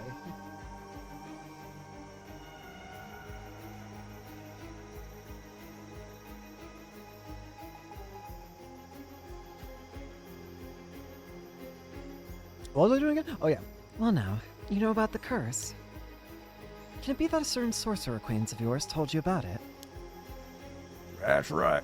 Unlike you phony psychics who crawl out of the woodwork every other week, my instructor's a real deal. In that case, I expect this instructor also knows how the curse can be lifted. No, hasn't gotten that far yet, but it's not for lack of trying. Why? You saying you know a way to break it? Unfortunately, no. We've yet to determine the exact method for bringing it to an end. We're not without a means to do so. But first, we require a map concealed in a mummified mermaid. Might you know of it? Oh. Oh, so interesting. So Yumeko's trying to go for Avi's thing. Mummified mermaid? What are you on about? There's some kind of ruse? I knew there was something fishy about you. What are you really after? Go on, out with it. I assure you, we only wish to lift the curse plaguing Kamishima. Would you be prepared to assist us in our efforts? Likely story, trying to pull one over on old Wakamura, are we? Better than you have tried. But how's this? I'm not telling you another word. We're done here, understand? I don't have time to listen to this hogwash anyhow. I got business to attend to on the mainland. So off with you. Leave me in peace. Well, that's a shame. But I suppose there's nothing we can do. In any case, please do contact us if you learn anything else. Look how sad you've made my boy here. Not very cooperative, is he? I don't see why he's so suspicious. He had his hackles up from the first. Perhaps he's so accustomed to dealing with rough customers that he can't believe anyone would be sincere. However, he does seem to be as interested in breaking the curse of the raging waves as we are. True, and the sorcerer of his must have some psychic ability if they were able to perceive the curse. Wish I thought to ask their names. Oh, I think I may have an idea of who it might be. It's a small world, this industry. Oh, really? Mr. Yamashina called them a big shot who appeared on television, and I recognized their mark on the implements in Wakamura's room. It must be Suigan Gamyoto. Gamyoto? Never heard of him. Nearby. No, they used to make frequent appearances on occult programs, though they always hid their face on camera. Sorry, it's not ringing any bells. Well, lately, they seem to be raking in a fortune as a corporate consultant for hire. Their powers have a reputation for being accurate and potent, and their popularity has grown to the point where they can essentially name their price. If they're that good, maybe we should let them take care of the curse of the raging waves for us. Perhaps I should mention, Gamyoto's popularity has reached such heights only very recently. Up until last year, they had a very poor reputation among others in the industry. In fact, as I recall, on the list of notable psychics kept by the Paranormal Affairs Bureau, they were given the lowest rank. In other words, they were put on the same level as sham mediums riding the wave of the occult boom. Huh, I forgot about that list. While their sudden rise to fame and fortune after changing up their business at the end of last year is certainly suspicious, I'm more concerned about the possibility that they are using a harmful curse to suit the needs of the highest bidder. Regardless, I'm not sure I would trust them to handle this affair on their own. You never know. Maybe they just had a change of heart and started training seriously. Even so, I highly doubt they would have time in their busy schedule to venture out here and solve this case in our stead. Suigen Gamyoto, a mysterious sorcerer, although said to possess exceptional supernatural abilities, they have revealed nothing of their true identity. Both their age and gender are unknown. Suigen Gamyoto was previously most known for their prominent media presence, with numerous appearances both on television and in magazines, where in an unusual outfit that covered their face, they would demonstrate a variety of psychic abilities, including exorcism of possessed individuals, assessment of submitted ghost photographs, identification of guiding spirits, and conduction of telepathic readings at haunted locations. Their unique sense of presence and high rate of accuracy garnered them a sizable following, particularly among occult enthusiasts, and they were known to accept consultation from the general public as well as media outlets. However, at the end of the previous year saw this once public figure suddenly withdrawn from the spotlight. They now mainly operate behind closed doors, signing consulting agreements with particular companies to provide a variety of services, including management advice from a metaphysical perspective, divination of auspicious and harmful events, proposals to improve their clients' luck, and the detection and elimination of paranormal disturbances. It is rumored that they will even cast curses on key personnel at rival companies, or conversely exercise curses from targeted victims for the right price. The undeniable potency of their spiritual abilities has earned them immense trust from both the executives and their contracted companies and other wealthy individuals, and their behind-the-scenes reputation continues to grow. This has resulted in a sharp rise in their consulting fees, placing their services far beyond what any average individual can reasonably hope to afford. One of the companies they currently have a contract with belongs to Shinobu Wakamura, a local Kamishima magnate. Among psychics, opinion on them is more divided. Many have noted that their spiritual ability during the time they were openly active in the media was too weak to allow them to perform advanced techniques of any sort, to the extent that they were considered little better than a fraud, leading to suspicions about what prompted their sudden change in course. It is now almost impossible to find footage and articles from their past media appearances, and the names of the companies with which they have consulting contracts are entirely undisclosed, obfuscating their identity, purpose, and the true extent of their power. Whew, I'm tired. Might have to end a little early if I'm getting this tired. Oh, hey! Oh, Hello. you're the girl who showed us the way earlier. Good thing I caught you. Mind if we have a word? Actually, I'd rather not. I'm afraid you don't really have a choice, because I already know that you're an 800-year immortal. Ah, hey! What are you saying? Don't even bother. The shocked look has already given you away. Besides, you have nothing to fear. Your secret's safe with me. Come on, let's take this somewhere more private. Clocked right in an instant. Let's go to the southern coast, shall we? One playable character to another.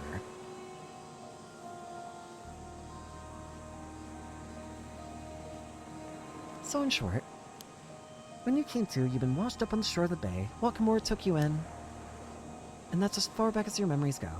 You don't remember anything about your life before that, not even why you became immortal. No, except, I'm pretty sure I was forced to eat mermaid flesh by someone.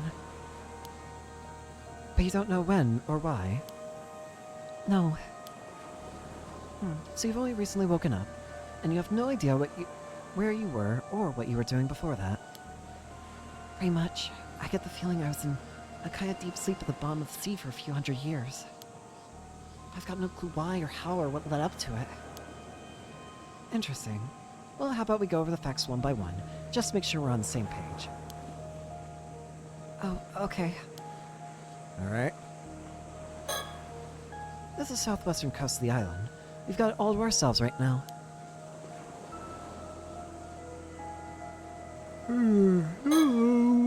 So's been researching the ways in which spirit sense affects the human brain. So I'm sure he must be curious what effects longevity has on the minds and psyches of the 800-year immortals. It appears she has a lot of gaps in her memory.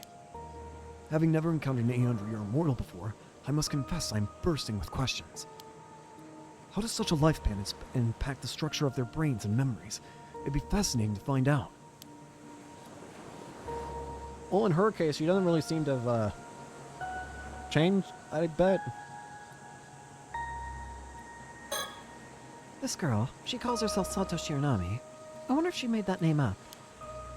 Either way, I doubt we'll find her in the civil registry, though that shouldn't affect her life too much while living on Kamishima.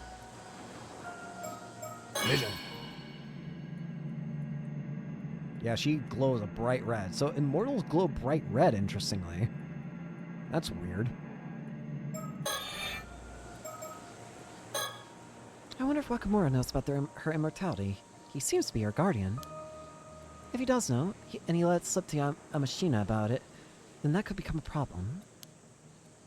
It's just one thing after another. What are we to do about her? Alright, let's talk about you.